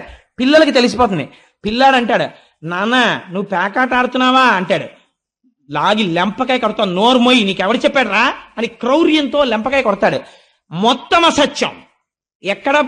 జూదశాలలోంచి ఏ రూపంలో కలి ప్రవహిస్తున్నాడు? అసత్య రూపంలో వస్తున్నాడు. కాబట్టి భ్రష్టత్వం వచ్చేసిందంతే. రెండవదేది పానశాల. తాగగానే పోయేదేది? యుక్తాయుక్త విచక్షణ పోయి మదము ప్రవేశిస్తుంది. ఎంత అతివాగుడు మొదలైపోతుందో. అప్పటి వరకు చాలా సౌమ్యంగా ఉంటాడండి. శుకపిక బకరవములు ప్రారంభమైపోతాయి. ఇంకా ఉచ్చేసుకున్నాడో ఒక వెర్రి ధైర్యం వస్తుందో ఏమో, నాకు స్వానుభవం లేదు. ఇంకా ఒక వెర్రివాగుడు మొదలెట్టేస్తాడంతే. ఎందుకంటే నేను ఒక రోజున రైల్లో చూశాను, నాతో వచ్చిన వాళ్ళు చూశారు. ఆ రోజున హైదరాబాద్ వచ్చిన వాళ్ళు నాతో, తుకారాం శర్మ గారు, ఆ తర్వాత కృష్ణప్రసాద్ గారు, వీళ్ళందరూ ఆ రోజున హైదరాబాద్ వెళ్ళాం. మేము వెళ్ళినప్పుడు ఒక ఆయన పీకల మొయ్య తాగేసి పాపం 2 బిడ్డలతో ఎక్కిన ఒక స్త్రీని వేధించాడు. నిజంగా సెల్ ఫోన్ ఎవరికో కొట్టేసి ఆవిడికి ఇచ్చి మాట్లాడమన్నాం, ఆ పిల్లలకి ఇచ్చి మాట్లాడమన్నాం. నాకు టిఫిన్ తీసుకొచ్చిన వాళ్ళు పక్క కంపార్ట్మెంట్ లో ఉన్నారు. వాళ్ళు కోటేశ్వరరావు టిఫిన్కి రెండని కబురు చేశారు. నేను లేవబోతుంటే అన్నయ్య అని ఆవిడ గబుక్కుని పట్టుకుంది. నేను తెలబోయాను. అదేంటి ఈ సంబంధం ఎక్కడిది, ఎవరో నాకు తెలియదే అనుకున్నాను. మీరెవరమ్మా అన్నాను. అంటే అన్నయ్య మాట్లాడాలన్నయ్య అని నేను ఇలా రాగానే, అన్నయ్య మీరు వెళ్ళిపోతే వీడు ఏం చేస్తాడో నేను దిగిపోదాం అనుకుంటున్నాను రాజమండ్రిలో, భయం వేస్తోంది అన్నయ్య, మీరు కూడా ఎవరు లేరు, నేను ఒక్కడనే ఉన్నాను అక్కడ, అన్నయ్య మీరు వెళ్ళకండి అన్నయ్య అంది. అప్పుడు నేను, అమ్మ మీరేం భయపడకండి అని టిఫిన్ కోసం అని మళ్ళీ కబురు వచ్చింది, వీడు ఇంకా రాడేమిటని. అలా కాదు, మీరే ఇక్కడికి రండి, ఇక్కడ తిందాం అని వీళ్లతో మెల్లిగా మాట్లాడి, అదేంటి చెల్లాయి నువ్వు వెళ్ళి అక్కడ పడుకో అని చెప్పేసి ఈ 3 బెర్తుల్లో ఉన్న వాళ్ళల్లో ఒకళ్ళ దగ్గరికి ఈవిడ్ని పంపించి వాడిని ఇక్కడ తెచ్చి పడుకోవాల్సి వచ్చింది. ఎంత దారుణం అండి. తెల్లవారి లేచేటప్పటికీ మీరు నమ్ముతారా, ఆయనంత పెద్ద మనిషి లేడు. ఎంత పెద్ద మనిషో. ఆవిడ వచ్చి ఎదురుగుండా కూర్చుంది. అన్నాడు విచిత్రం, సికింద్రాబాద్ లో దిగిపోయే ముందు, sister I'm very sorry for what has happened, I'm not in my own mood, నేను రాత్రి లిక్కర్ తీసుకున్నానమ్మా, నన్ను మన్నించి అన్నాడు. మదోన్మత్తుడయ్యాడు. ఆ సమయంలో అతను ఏమైనా చేసేస్తాడు. అతనికి తెలియదు ఈ మదం ఎక్కడి నుంచి వచ్చింది. నువ్వు సేవించకూడనిది సేవించి నీ అంతా నువ్వు రాక్షసుడు అయిపోతున్నావు. ఈశ్వరుడిచ్చినటువంటి దైవత్వాన్ని నాశనం చేసుకుంటున్నావు. ఇక్కడ ఈశ్వరుడు ఉన్నాడు. నువ్వు పూజ చేయకపోతే పీడా పోయేది. సారా పట్టుకెళ్ళి శివలింగం మీద మీరు పోస్తారండి. ఈశ్వరుడు హం వైశ్వానరో భూత్వా ప్రాణినాం దేహమాశ్రిత, ఆయన మీద నువ్వు పొయ్యొచ్చా? ఆయన మీద నువ్వు పోస్తున్నావు. పోస్తే ఏమొస్తుంది? ఈశ్వరుని యొక్క దయ ప్రసరించదు, ఈశ్వరుని యొక్క ఆగ్రహము ప్రకటితమవుతుంది. ఏ రూపంలో? మదోన్మత్తుడు అవుతావు. ఆ మదం నిన్ను భ్రష్టుణ్ణి చేసేస్తుంది. అంతే. ఇంటి వీధి ముందుకు వచ్చి పడిపోతావు. మర్నాడు నువ్వు వీధిలోంచి చెడుతుంటే ఆయనే నిన్న పడిపోయినవాడు వీధిలో అని చెప్పుకుంటారు. పీనుగుని దింపినట్టు రిక్షాలు దింపి తీసుకెడుతుంటారు ఇళ్లలోకి, సంకల కింద చేతులేసి. ఎంత దారుణం అండి. ఎందుకు? బతుకు బతికినట్ట చచ్చినట్ట? దేని వలన? కేవలం నీ నాడీ మండలకి ఉత్ప్రేరకం కోసమని మనుష్యుడవై పుట్టి 10 మందికి చెప్పవలసిన వాడివి, బిడ్డలు పెళ్లిళ్లకు వచ్చేసినటువంటి స్థితిలో నువ్వు ప్రవర్తించవలసినటువంటి ప్రవర్తన ఇది. కలి అలా రాగలడు, మద రూపంలో వస్తాడు మధ్యశాల నుంచి. అందుకుని నువ్వు పానశాల ఎందు ఉండవచ్చు. ఏమిటి ధైర్యం పరీక్షిత్తుకి? తన వాళ్ళు ఎవరు అసలు అక్కడికి వెళ్ళరు. కాబట్టి నువ్వు పానశాల ఎందు ఉండవచ్చు. 3వదేది స్వేచ్ఛా విహరిణి అయిన స్త్రీ. నేను ఎంత తక్కువ మాట్లాడితే అంత మంచిది దాని గురించి, అందుకని నేను అసలు ఆ ప్రస్తావన చేయను. 4వది, ఎందుకంటే ఒక పూజ్య భావనతో చూడ్డానికి అలవాటు పడి ఒక లలితా సహస్రం చెప్పి, ఒక సౌందర్యలహరి చెప్పి, స్త్రీ అనబడేటటువంటి ఒక పేరు యందు ఆడది అన్నదాని యందు అమ్మతనాన్ని చూసి ఒక గౌరవం పెంచుకున్నవాడు పురాణ వ్యాఖ్యానం కోసం కూడా తక్కువ చేసి మాట్లాడడం అనవసరం. నేను చేయకపోయినంత మాత్రం చేత మీరు అర్థం చేసుకోలేని వాళ్ళు కారు. అందుకని నేను దాన్ని పరిహరిస్తాను. అందుకని స్వేచ్ఛా విహరిణి అయిన స్త్రీ వలన సమాజము భ్రష్టు పడుతోంది, విషయ సంగలోలుడైపోతున్నాడు. 4వది హింస. హింస అంటే ఏమిటో తెలుసా అండి? హింస అంటే నిష్కారణముగా ఒక ప్రాణి బాధపడితే తాను సంతోషించుట. ఇక్కడ మీరు ఒకటి జ్ఞాపకం పెట్టుకోవాలి. ప్రాణి హింస అంటే చంపేయడం అని కాదు. అస్తమానం చంపేయక్కర్లేదు. ఇలా చీమల బారి వెళ్తుంటే కుడతారు కొంతమంది. నిష్కారణంగా నిలబడి ఆకులు తుంపేస్తారు. నువ్వు ఆకులు సృష్టించలేదు, నువ్వెందుకు తుంపేయాలి ఆకుని? నిష్కారణ హింస. అన్నిటికన్నా భయంకరమైన హింస ఏమిటో తెలుసా అండి? నోటి మాట. కడుపుల్ రంపపు కోత కోయునది ఏ గాయాలు కాకుండినన్ అన్నారు గయోపాఖ్యానంలో. ఒక మనిషిని పడుకోబెట్టి ఎనస్థీషియా ఇవ్వకుండా ఓ రంపం పట్టుకొచ్చి అటొకళ్ళు ఇటొకళ్ళు నిలబడి దూలాన్ని కోసినట్టు ఇలా కోస్తూ ఉంటే ఆ కడుపు కోయబడుతున్నవాడు ఎంత బాధపడతాడో, అవతల వాడు నేనంటున్న మాటలకంత బాధపడుతున్నాడన్న ఇంగిత జ్ఞానము లేకుండా ఈశ్వరుడు నోరిచ్చాడని పేలిన చవట అంతే పాపాన్ని మూట కట్టుకుంటున్నాడు. వాడు హింస చేస్తున్నాడా లేదా? వాక్కు రూపములో వాడు హింస చేస్తున్నాడు. వాక్కు యందు అదుపు ఉండాలి. అవతల వారు బాధపడకుండా మధురముగా మాట్లాడడం నేర్చుకోవాలి మనిషి. ప్రయత్నపూర్వకంగా అభ్యసించకపోతే మాట యందు కాఠిన్యం అలవాటైపోతుంది. కాబట్టి ఏమైపోయింది? క్రౌర్యము. అవతల వారి యందు నిష్కారణమైనటువంటి కోపం. అవతలవాడు బాధపడిపోతుంటే వీడు సంతోషపడ్డాం. అవతల వాడి బాధ వీడి సంతోషమునకు హేతువైన నాడు కలిపురుషుడు ప్రవేశించినాడు. కాబట్టి ఏమైంది? ఈ 4 స్థానములు నీకు ఇస్తున్నాను. పరీక్షిత్ నమ్మకమేమి? తన పరిపాలనలో ఉండగా ఎవ్వరూ ఆ 4 చోట్లకి వెళ్ళరు. అంతే కదండి. ఈ 4 చోట్లకి బాగా వెళ్ళాలని కోరుకుంటే వాడు పరీక్షిత్తు కాడు, కలి యొక్క ప్రతినిధి కదా. అదర్వైజ్ సేస్ అంతే కదండి మరి పురాణం. కాబట్టి ఇప్పుడు ఏమైంది? పరీక్షిత్తు తన ప్రజలు వెళ్ళరని కోరుకున్నాడు. వెళ్ళరన్న నమ్మకంతో ఈ మాట చెప్పాడు. ఈ మాట పరీక్షిత్తుకే తెలిస్తే కలికి తెలియదండి. తనకి వెళ్ళడానికి ఆ 4 చోట్లకి ఎవడు రాడు, నేను పాడు చేయలేనని. మీకు ఇంకొక గమ్మత్తు నేను ఇక్కడ చెప్పాలి. దేనికి అదే ఫలితం అని మీరు అనుకుంటున్నారేమో, ఈ 4ంటికి కాదు. మీరు కలి యొక్క పరిస్థితి ఎలా ఉంటుందంటే, నాలాంటి వాడు కూర్చోడానికి రైల్లో కొంచెం సీట్ ఇచ్చినట్టు ఉంటుంది. నన్ను కొంచెం కూర్చొని ఇచ్చారనుకోండి, ఇంత శరీరంతో ఇంత చోటిస్తే ఊరుకుంటానా? కొంచెం కొంచెం తోసుకొని ఆక్రమించడం మొదలెడతా కదా. అంటే నేను అలాంటి పనులు చేశాను అనుకోకండి, వేరొకరి మీద ఉదాహరణ పెట్టకూడదు కాబట్టి. నిలబడతాను తప్ప అలాంటి దిక్కుమాలిన పనులు నేను చేయను. కాబట్టి జరిగినదేమి అంటే, మీరు 4ంటిల్లో ఒకదాన్ని పట్టుకున్నారనుకోండి, మిగిలిన 3ంటికి ఎలా లాగేయాలో కలికి తెలుసు. మీకు ఒక్క ఉదాహరణ చెప్పి నేను పూర్తి చేసేస్తాను. చూడండి, ఈ 4ంటిలో ఉదాహరణకి జూదశాలలోకి వెళ్ళాడు అనుకోండి. ఉట్టినే సరదాగానండి, నేనేం ఆడ చూస్తానంటాడు. ఈ చూడడం ఏమవుతుందంటే, వాడికి ఎప్పుడో అప్పుడు శారీరక సంబంధమైనటువంటి విరామం కావలసి వస్తుంది. ఇంటికి వెళ్ళకపోతే భార్య ఊరుకుంటుంది. ముసిలి వాళ్ళు అయిపోయిన తల్లిదండ్రులు పాపం అలా గుడ్లకి కంటిరెప్పల పైకి గుండు సూదులు ఇట్టుకుని కొడుకు కోసం ఎదురు చూస్తారు, కానీ మలమూత్రాలు ఆగవుగా. అందుకని బాత్రూంలోకి వెళ్ళాలి. నిర్దాక్షిణ్యంగా ఉంటారు అప్పుడు పక్క వాళ్ళు, వీడి కోసం వాళ్ళేం ఆపరం. అందుకని వీడు ఎవరికో కళ్ళకి ప్రాక్సీ ఇవ్వాలి, వీటిని వాడికి అప్పచెప్పి వెళ్ళాలి. అందుకని వీడు ఏం చేస్తాడంటే, హెల్పింగ్ హ్యాండ్ కింద కూర్చుంటాడు, 12th మ్యాన్ కూర్చున్నట్టే. అంతే, చాలా అయిపోయింది. ఇంకా తర్వాత ఏమైంది, వీడు ప్రోనోట్ల మీద సంతకాలు పెట్టడం మొదలెడతాడు. ఐశ్వర్యం నిశ్శబ్దంగా వెళ్ళిపోతుంది. అక్కడి నుంచి ఏమైంది, అసత్యం ప్రారంభం అవుతుంది. అసత్యంలోంచి లక్ష్మి వెళ్ళిపోవడం ప్రారంభం అవుతుంది. లక్ష్మి వెళ్ళిపోవడం ప్రారంభమైన కలి ఊరుకోడు. జూదశాలకి రా రా రా అని లాగుతాడు. లాగాడు కాబట్టి ఏం చేయాలి, భార్య మెళ్ళో పుస్తిల్తాడు కూడా లాగేసి తీసుకెళ్ళిపోతాడు. కాబట్టి ఏమైపోయింది, అది దొంగతనం వైపుకి వెళ్ళిపోయింది. ఆవిడేమంటుంది, ఇంకా నేను మీతో కాపరం చేయలేని, పుట్టింటికి వెళ్ళిపోతానంటుంది. ఆవిడ్ని కొట్టడం మొదలెడతాడు. ఏమైపోయింది, క్రౌర్యంలోకి వెళ్ళిపోయాడు, హింసలోకి వెళ్ళిపోయాడు, దొంగతనంలోకి వెళ్ళిపోయాడు. పిల్లల్ని కొడతాడు, వాళ్ళ ఫీజులు కట్టడు, వాళ్ళ చదువు గురించి చూడ్డు, మానమర్యాదలు పట్టించుకోడు. నా భార్య ఇంటికి వెళ్ళేటప్పటికీ నా మీద తగాదా పెట్టుకుంటోందని పరస్త్రీని కోరుకుంటాడు. ఒక దాంట్లోంచి 4ంట్లోకి వెళ్ళిపోయాడు, సర్వభ్రష్టుని చేసి నాశనం చేసేస్తాడు. ఆఖరికి వాడు చచ్చిపోతే అమ్మయ్య పోయాడంట. ఎందుకు అయిపోయావు నువ్వు అలాగా? ఒక్క దాంట్లో కాలిట్టేవంతే 4ంటిలోకి లాగేయగలడు. కాబట్టి ఈ 4 దుష్ఫలితములు 4ంటిని ఆశ్రయించి ఉన్నాయి. భాగవతం అందుకని విను అని చెప్పారు.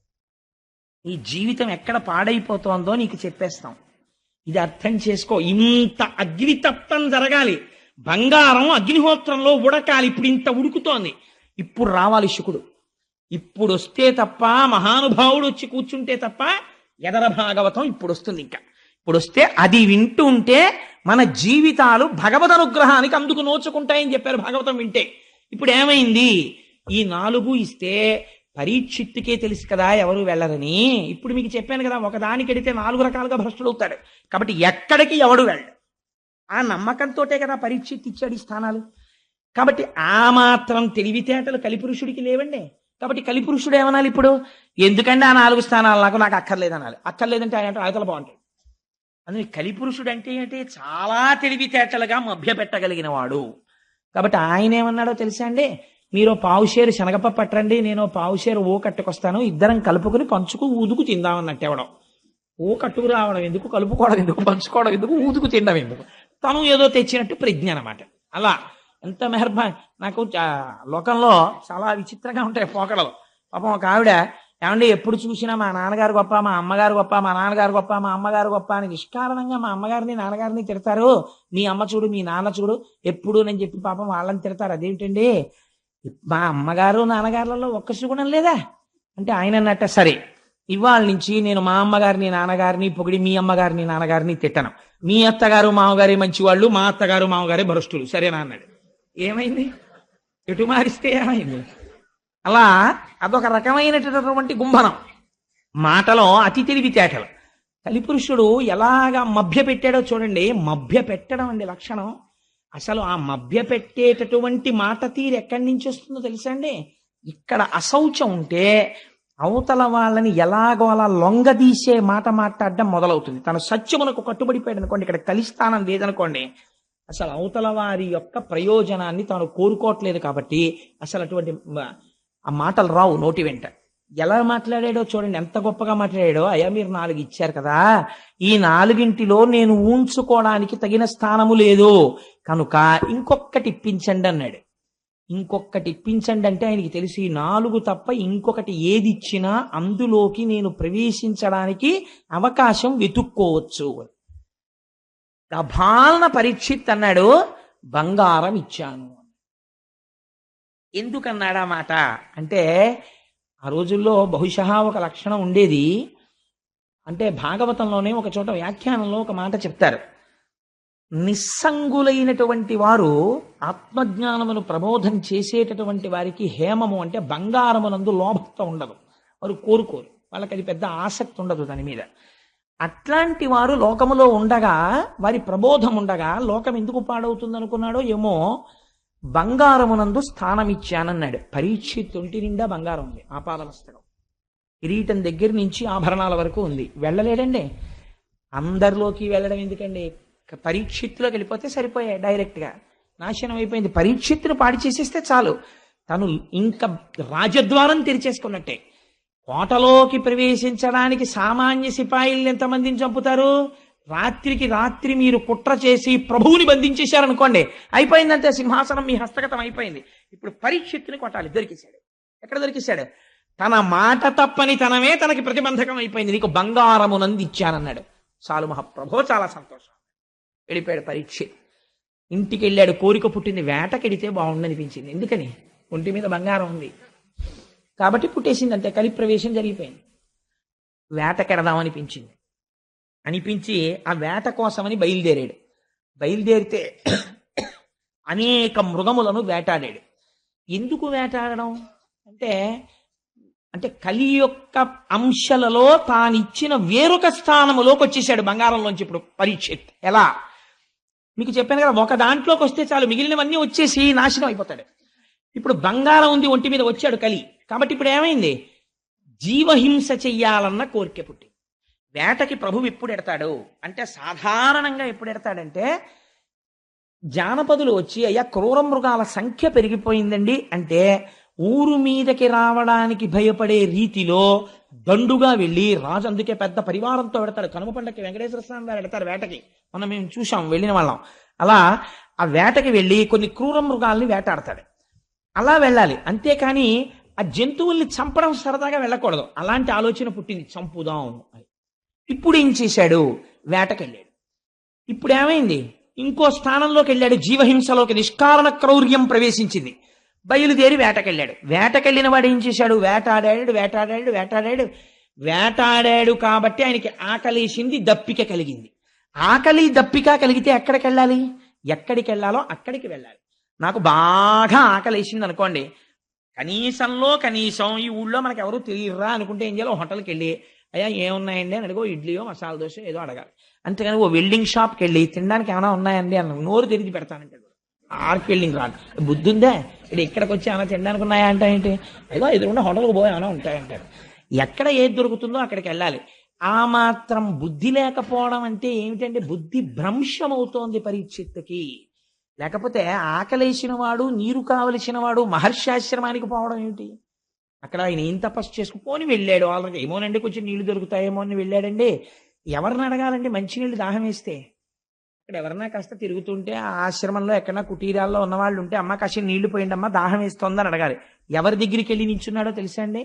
ఆ నీళ్లు కావాలని అంటే అహంకారము వచ్చినది.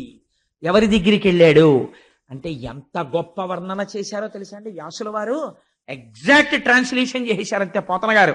పలికెడిది భగవతమట పలికించు విభుండు రామభద్రుండట, మీలిత నేత్రుడై మెలగుట చాలించి బాహ్యమున జడిలేక శాంతుడగుచు.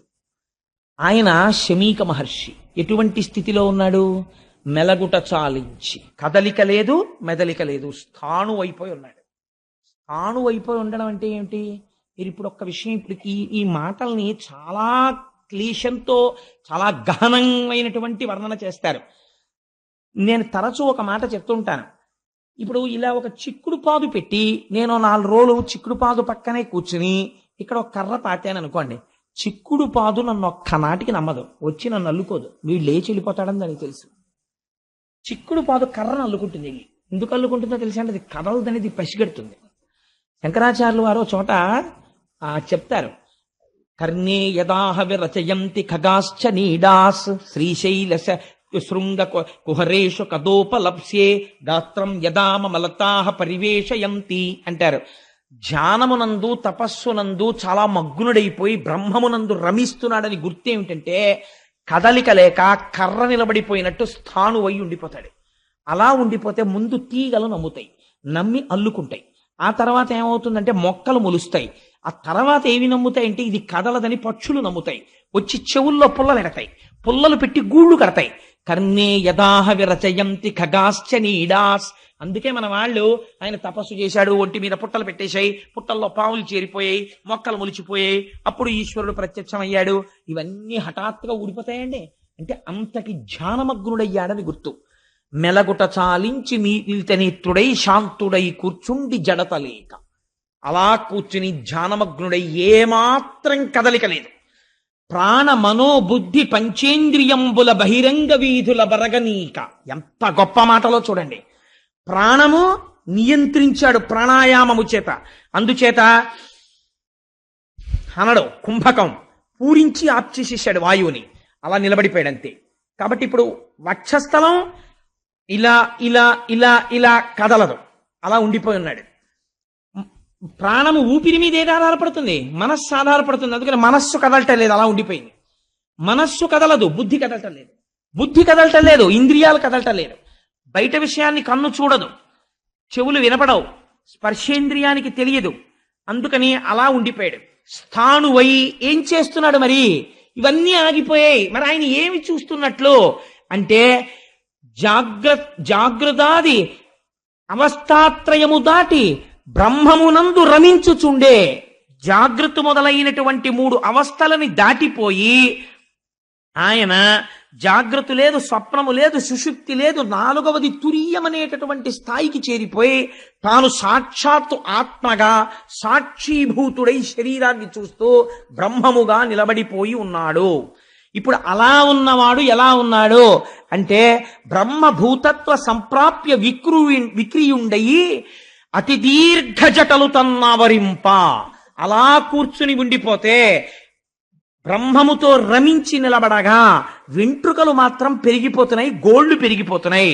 అవి జటలు కట్టేసి కేశ సంస్కారము లేక వ్రేలాడుతున్నాయి. రురు మృగచర్మమును దాల్చి అలరుచున్న తపసి పొడగని తాళిత శోషిత తాళుడగుచు. ఎంత చిత్రం జరిగింది. ఒక కృష్ణ జింక యొక్క మృగాన్ని కట్టుకుని అలా కూర్చుని ఉండిపోయాడు, వస్త్రం కూడా లేదు. అటువంటి శమీక మహర్షి దగ్గరికి వెళ్ళాడు. ఎవరు? ఈ శోషిత తాళుడగుటు, దాహం కోసం ఆర్తి పొందినటువంటి పరీక్షిత్. ఎలా అంటే మౌన భాషల డగ్గరి మనుజ విభుడు. వెళ్ళి ఎలా నిలబడ్డాడు అంటే నీటి కోసం కాదు, మౌన భాషల డగ్గరి మనుజ విభుడు.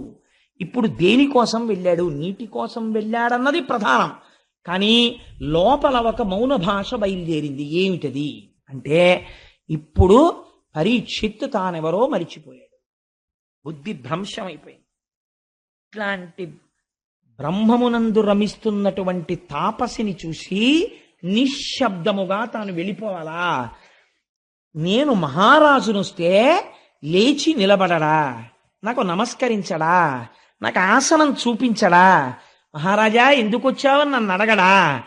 ఎంత అహంకారం రా ఈ తపస్వికి అనుకున్నాడు. అంటే ఇప్పుడు ఏమైంది? ఇంత పరీక్షిత్, ఇంత గొప్పవాడు, తెల్లవారి లేస్తే బ్రాహ్మణులకు నమస్కారం చేసేవాడు, అన్నీ తెలుసున్నవాడు, అన్నిటినీ మరిచిపోయాడు. బుద్ధి భ్రంశమైపోయింది కలి యొక్క ప్రవేశము వలన. దీనివల్ల ఏమైపోయింది? ఆగ్రహం పుట్టింది, యుక్తాయుక్త విచక్షణను కోల్పోయాడు. ఇందాక మీకు చెప్పాను కదా, ఒక స్థానంలోంచో స్థానంలోకి వెళ్ళిపోతున్నాడు. ఎంత వేగంగా జారిపోతున్నాడో చూడండి పరీక్షిత్. ఎలా అవమానించాలి ఇన్ని అనుకున్నాడు. అక్కడ చచ్చిపోయి పడున్న పామున్నది. మీరు ఒకటి గుర్తుపెట్టుకోండి, చచ్చిపోయిన పామైనా బతికున్న పామైనా అక్కడ పాము కనపడింది అనుకోండి ఉలిక్కి పడతాం. శమీక మహర్షికి తెలియదు అక్కడ చచ్చిపోయిన పాము ఉందని. అంటే ఆయన అంతగా బ్రహ్మమునందు రమిస్తున్నాడు. పరీక్షిత్ కనపడుతోంది చచ్చిపోయిన పాము. చచ్చిపోయిన పామైనా మెళ్ళో వేసేటప్పటికి చల్లగా తగులుతుంది. తగలగానే ఏమిటిది అని చూసుకునేటప్పటికి పాము, అయ్య బాబోయ్ పాము, అయ్య బాబో పాము అని అరుస్తాడు. అప్పుడు వీణ్ణి గేలి చెయ్యొచ్చు అనుకున్నాడు. ఇప్పుడు ఏమైంది? మౌన భాషల దగ్గరి మనుజ విభుడు, వికృతాతి వికృతమైన ఆలోచనలు లోపల పెరిగిపోతున్నాయి ఇంకా రకరకాలుగా. ఇప్పుడు ఏం చేశాడు? ఆ ధనస్సు యొక్క చివరి భాగంతో మృత సర్పాన్ని పైకెత్తాడు. ఒక ప్రభువు, ధర్మరాజు యొక్క మనవడు, అభిమన్యుడి కొడుకు చెయ్యవలసిన పని. అంటే ఇప్పుడు ఏమైపోతోంది? పరమ భయంకరమైన సన్నివేశము జరుగుతోంది ప్రపంచంలో. ఆ మృత సర్పాన్ని పైకెత్తాడు. ఎత్తి ఎవరి మీద వేశాడు? శమీక మహర్షి మెడలో వేశాడు. ఆయనకి చల్లగా పాము తెలిసిందా? తెలియలేదు. కాబట్టి ఏమిటి నిర్ధారణ? ఆయన తపస్వి అయి ఉన్నారు. తపస్వి అయి ఉన్నవాడిలోకి వెళ్ళగలిగాడా కలి? వెళ్ళలేకపోయాడు. ఆయనలోకి వెళ్ళి ఇదేంటి గభాలను ఆయన నీళ్లు తీసి పరీక్షితులు శపించేటట్టు చెయ్యొచ్చుగా. వెళ్ళలేకపోయాడు. ఎందుకు వెళ్ళలేకపోయాడు? ఇంద్రియములు, మనస్సు ఈశ్వరుణ్ణి పట్టి ఉన్నాయి. అలా పట్టి ఉన్న చోటికి కలి వెళ్ళలేకపోయాడు. ఎక్కడికి వెళ్ళగలిగాడు? ఒక్క స్థానానికి ఆశ్రయం ఇచ్చినా వెళ్ళిపోయి మొత్తం నాశనం చేయగలిగాడు. ఇది మీకు అక్కడ ఉన్న సన్నివేశం. ఇప్పుడు మీరు ఏది పట్టుకోవాలి? భాగవతం చెప్పేస్తోంది, అమ్మ బాబోయ్ అంత ప్రమాదకరమైన వ్యక్తికి నాలో చోటు ఇవ్వను. కాబట్టి నువ్వు ఏది పట్టుకోవాలి? శమీకుడు ఏది పట్టుకున్నాడో నువ్వు అది పట్టుకోవాలి. శమీకుడు ఏది పట్టుకున్నాడు? ఈశ్వర పాదములు పట్టుకున్నాడు. నువ్వు కూడా అది పట్టుకో. ఆ స్పర్శ నీకున్నంత కాలం కలి నీలోకి రాలేడు. ఈ భాగవతం చెప్తున్న తీర్పు. అందుకని ఈ సన్నివేశాన్ని వ్యాసుల వారు, పోతన గారు తీసుకొస్తున్నారు. ఇప్పుడు ఏం చేశాడు? పావుని వేసేశాడు. పావుని వేసేస్తే ఆయన ఏమైనా ఉలిక్కి పడ్డాడండి? ఉలిక్కి పడలేదు. కానీ తను సంతోషపడిపోయాడు. నాకు నీళ్ళు ఇవ్వలేదు చూసావా, చచ్చిన పావుని వాడి మెళ్ళో వేశాను. మీరు ఒక్క మాట వినండి, నేను ఒక యథార్థమైన విషయం ప్రస్తావన చేస్తాను. నేను నిద్రపోతున్నాను. నిద్రపోతుంటే మీరు వచ్చారు. నువ్వు అలాంటి వాడివి, నువ్వు ఇలాంటి వాడివి, నువ్వు అటువంటి ధూర్తుడివి అని నన్ను 50 తిట్లు తిట్టేశారు. తిట్టేసి మీరు వెళ్ళిపోయారు. వెళ్ళిపోయిన తర్వాత నేను నిద్రలేచాను. నిద్రలేచి మామూలుగా మొహం గడిగేసుకుని చాలా సంతోషంగా భాగవతం సాయంకాలం ఉపన్యాసం చెప్పాలి అని చెప్పి విర్రిక్కిపోతున్నాను. మా ఆవిడంది, నీ బుర్రకాయ ఉపన్యాసం 50 తిట్లు తిట్టాడు ఆయన వచ్చి అన్నాడు. ఎప్పుడు తిట్టాడన్నాను. ఆ తిట్లు తిట్టినప్పుడు నాకేమైనా వికారం కలుగుతుందండి? ఏ వికారం కలగదు. ఎందుకని? నా మనస్సు పుచ్చుకునే స్థితిలో లేదు, సుషుప్తిలో ఆత్మతో రమించిపోయింది. మీరు తిట్టినా నాకెక్కదు. ఎందుకంటే చెవి పుచ్చుకోదు. ఉంది కానీ చెవి పుచ్చుకోదు. మాట వెళ్ళదా? వెడుతుంది, కర్ణభేరికి తగులుతుంది, కానీ మనస్సులోకి వెళ్ళదు. మనస్సు పుచ్చుకోలేదు, రియాక్షన్ లేదు. రియాక్షన్ లేదు, నేను ప్రశాంతంగా ఉన్నాను. రియాక్షన్ లేని స్థితి ఎప్పుడు? ఈశ్వర పాదములను పట్టుకుని ఉన్నప్పుడు మనసు రియాక్ట్ అవ్వదు. ఎందుకని? ఈశ్వరుడిలోనన్నా కలవాలి, లేకపోతే బడలిక చేత సుషుప్తిలోనన్నా ఆత్మలోకి వెళ్ళిపోయి ఉండాలి. ఆయన ప్రయత్నపూర్వకంగా ఈశ్వర పాదములు పట్టుకుని ఉన్నాడు. కలి వెళ్ళలేదు. ఇప్పుడు ఏం చేశాడు? తను సంతోషపడిపోతున్నాడు, నేను పావునేశానని. అవతల వాడికి పాము వేయడం వల్ల అవమానం ఏం లేదు. ఆయన బాధపడితే కదా. తను సంతోషపడిపోతున్నాడు. ఇదో క్రౌర్యం. అవతలవాడు బాధ పడకపోయినా నేను గొప్ప పని చేసేసాను లేని సంతోషపడిపోతున్నాడు. ఎంత అసహ్యకరమైన పని అది. సంతోషపడిపోయి ఇంటికి వెళ్ళిపోయాడు. ఇంటికి వెళ్ళిపోయి అంతఃపురంలోకి వెళ్ళి కిరీటం తీసి పక్కన పెట్టాడు. బుద్ధిలోకి ప్రవేశించడానికి కిరీటంలోంచే కదండి వెళ్ళిపోతాడు. పక్కన పెట్టగానే అనుమానం వచ్చింది. ఏమిట్రా, దాహం వెయ్యడం ఏమిటి? నేను ఆయన ఆశ్రమానికి వెళ్ళడం ఏమిటి? ఆశ్రమానికి వెళ్ళిన వాడిని ఊరుకోకుండా ఆయన మెళ్ళలోకి తీసుకెళ్లి చచ్చిపోయిన పావును వేయడం ఏమిటి? అయిపోయిందిరా, నా రాజ్యం అయిపోయింది, నా ధనం అయిపోయింది, నా భోగం అయిపోయింది, నా పరిపాలన అయిపోయింది. కాబట్టి నేను చెయ్యరాని దుష్కృత్యమును చేసేశాను. దీనికి అంతటికీ కారణం కలిపురుషుడు ప్రవేశించేశాడు. ఎంత తప్పు చేశాను అని పశ్చాత్తాపడిపోయాడు. అంటే ఆయన సహజ స్థితి అది కాదు, భ్రష్టుడైపోయాడు కలిపురుషుడి వలన. ఇప్పుడు ఇదెవరికి తెలిసింది? ఆయన చేత ప్రతిస్పందన తేలేకపోయాడు. కానీ ఇది మునికుమారులు చూశారు, చిన్న చిన్న పిల్లలు.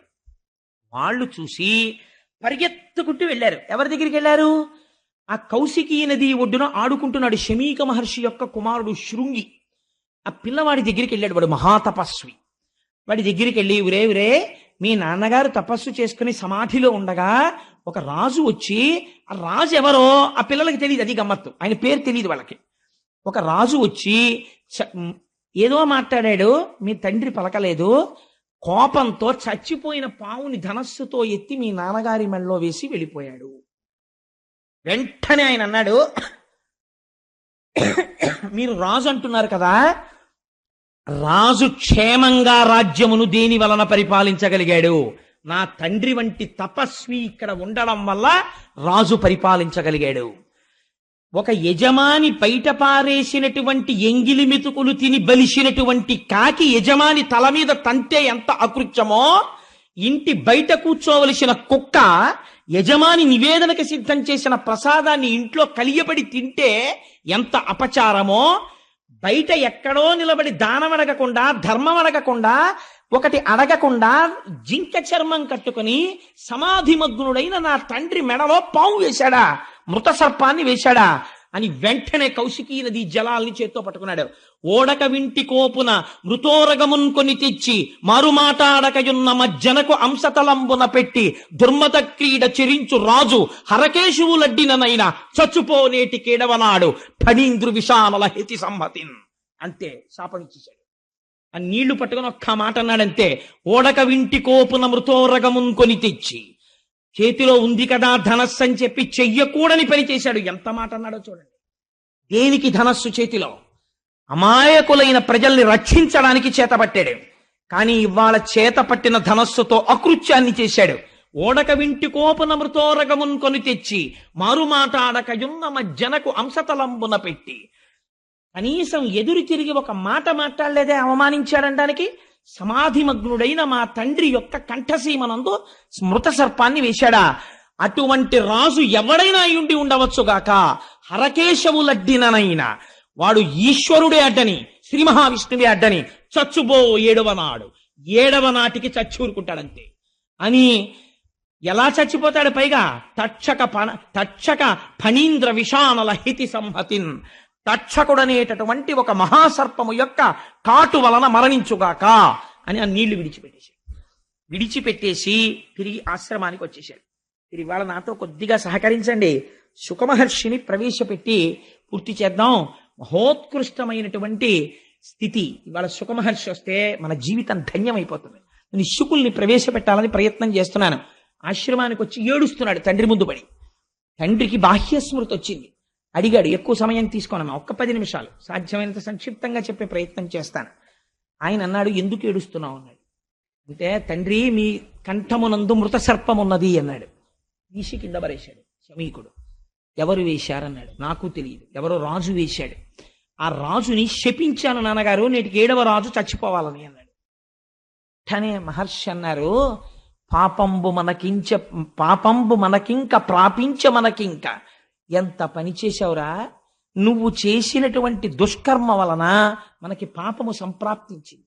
ఎందుకో తెలుసా?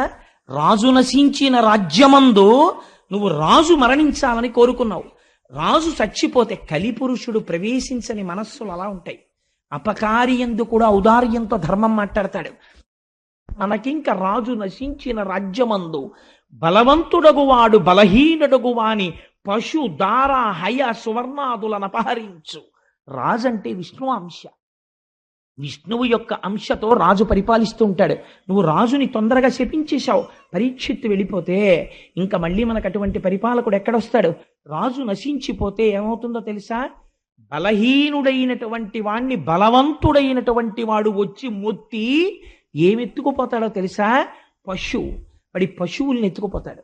దారా, ఆఖరికి ఇది యుక్తాయుక్తమా అని చూడకుండా వాడి భార్యని కూడా ఎత్తుకుపోతాడు.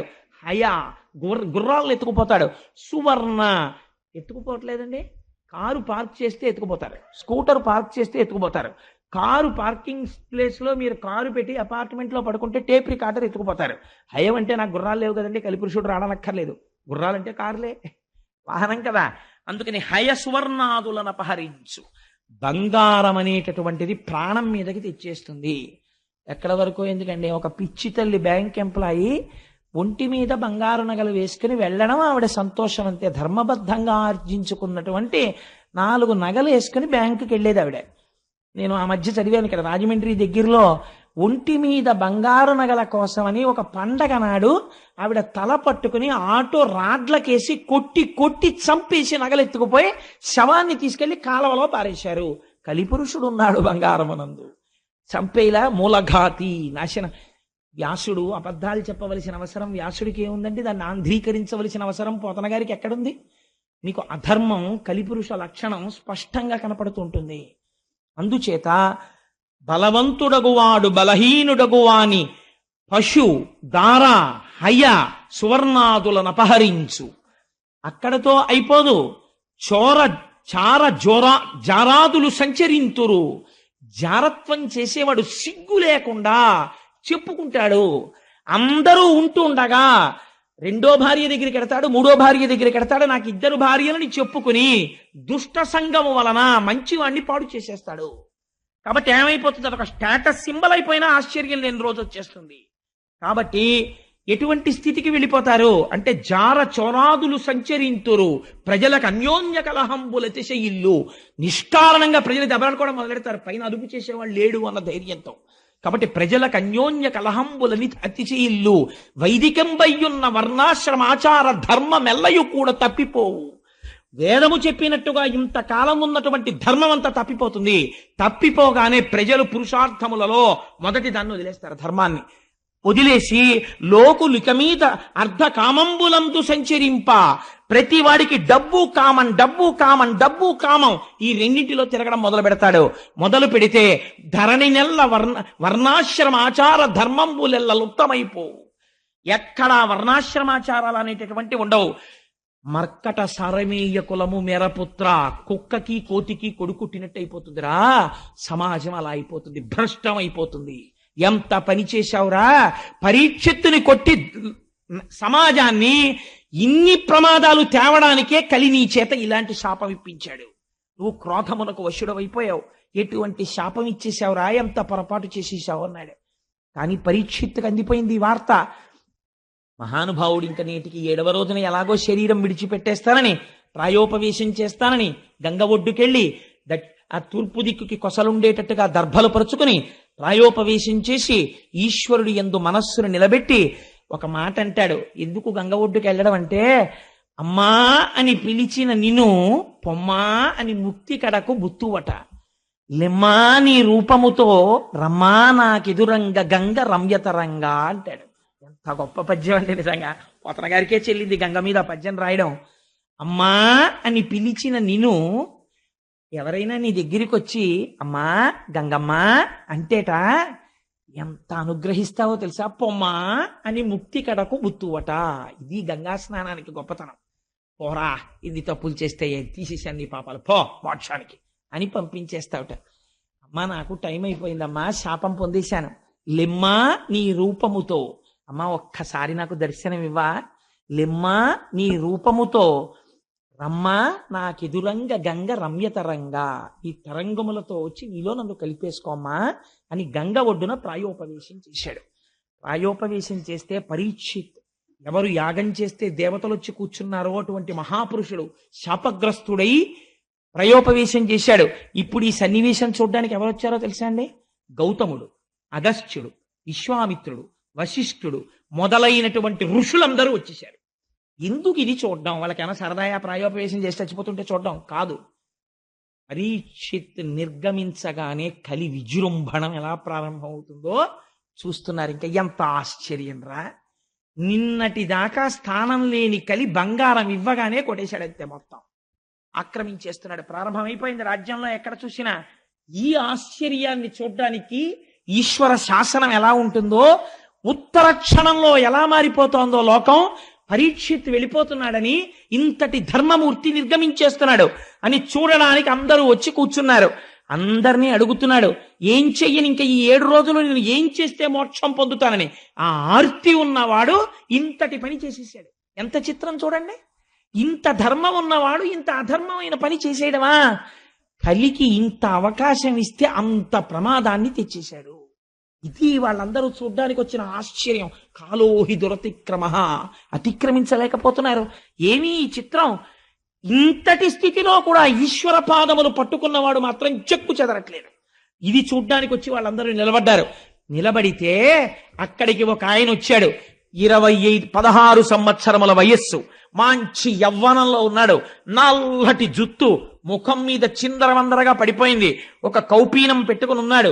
చుట్టూ చిన్నపిల్లలందరూ చేరారు. వాళ్లతో హాస్యం ఆడుతున్నాడు. ఏమీ మాట లేదు, మంతి లేదు. నవ్వుతూ సూర్యుడు దిగి భూమండలం మీద నడుస్తున్నాడా అన్నట్టుగా, ఒకరు పిలవకపోయినా ఆవు పాలు పితికిన కన్నా కూడా నిలబడనటువంటి శుకుడు తనంత తాను నడిచి వచ్చి నిలబడితే ఆయన తేజస్సు చూసి పొంగిపోయి, కృష్ణ భగవానుణ్ణి మా వంశమంతా అర్చించినందుకు నేను వెళ్ళిపోతున్న సమయంలో మార్గం చూపించడానికి నాకు గురువుని పంపాడు కృష్ణ పరమాత్మ అని పొంగిపోయి అర్ఘ్యపాద్యాదులనిచ్చి శుకుడి కాళ్ల మీద పడితే కదిలి వెళ్ళిపోవడం అలవాటున్న శుకుడు కూర్చున్నాడు. 7 రోజులు నీకు చెప్తా, ఏమిటి నీ బాధ చెప్పన్నాడు. శుకబ్రహ్మ వచ్చి కూర్చున్నారు. చాలు, ఇక్కడ వరకు విన్నా. ఇవాళ ఈ శుకబ్రహ్మ ప్రవేశం వింటే భానువారం, విశేషించి మాఘమాసం. మాఘమాసంలో భానువారానికి ఒక విశిష్టత ఉన్నది. అందుకని ఇవాల్టి రోజున శుకుడు వచ్చేయాలని తాపత్రయపడ్డాను. ఆయన్ని తేవడం కోసం ఇంత ప్రయత్నం చేశాం. రేపటి రోజున స్వామివారి యొక్క అవతార విశేషాన్ని అసలు శుకుడు మాట్లాడతాడు. ఇంకా రేపటి నుంచి ఇంకా విందురు గాని ఎలా ఉంటుందో శుకుడు మాట్లాడితే ఇక్కడి నుంచి ముడులు విప్పడం మొదలెడతాడు. ఎలా ఉంటే కలిగి ఏం చెయ్యలేడో, ఎలా ప్రవర్తించాలో, జీవితాన్ని ఎలా దిద్దుకోవాలో, ఈశ్వరుడు ఎలా వచ్చాడో, భక్తి అంటే ఏమిటో మాట్లాడడం మొదలు పెడతాడు.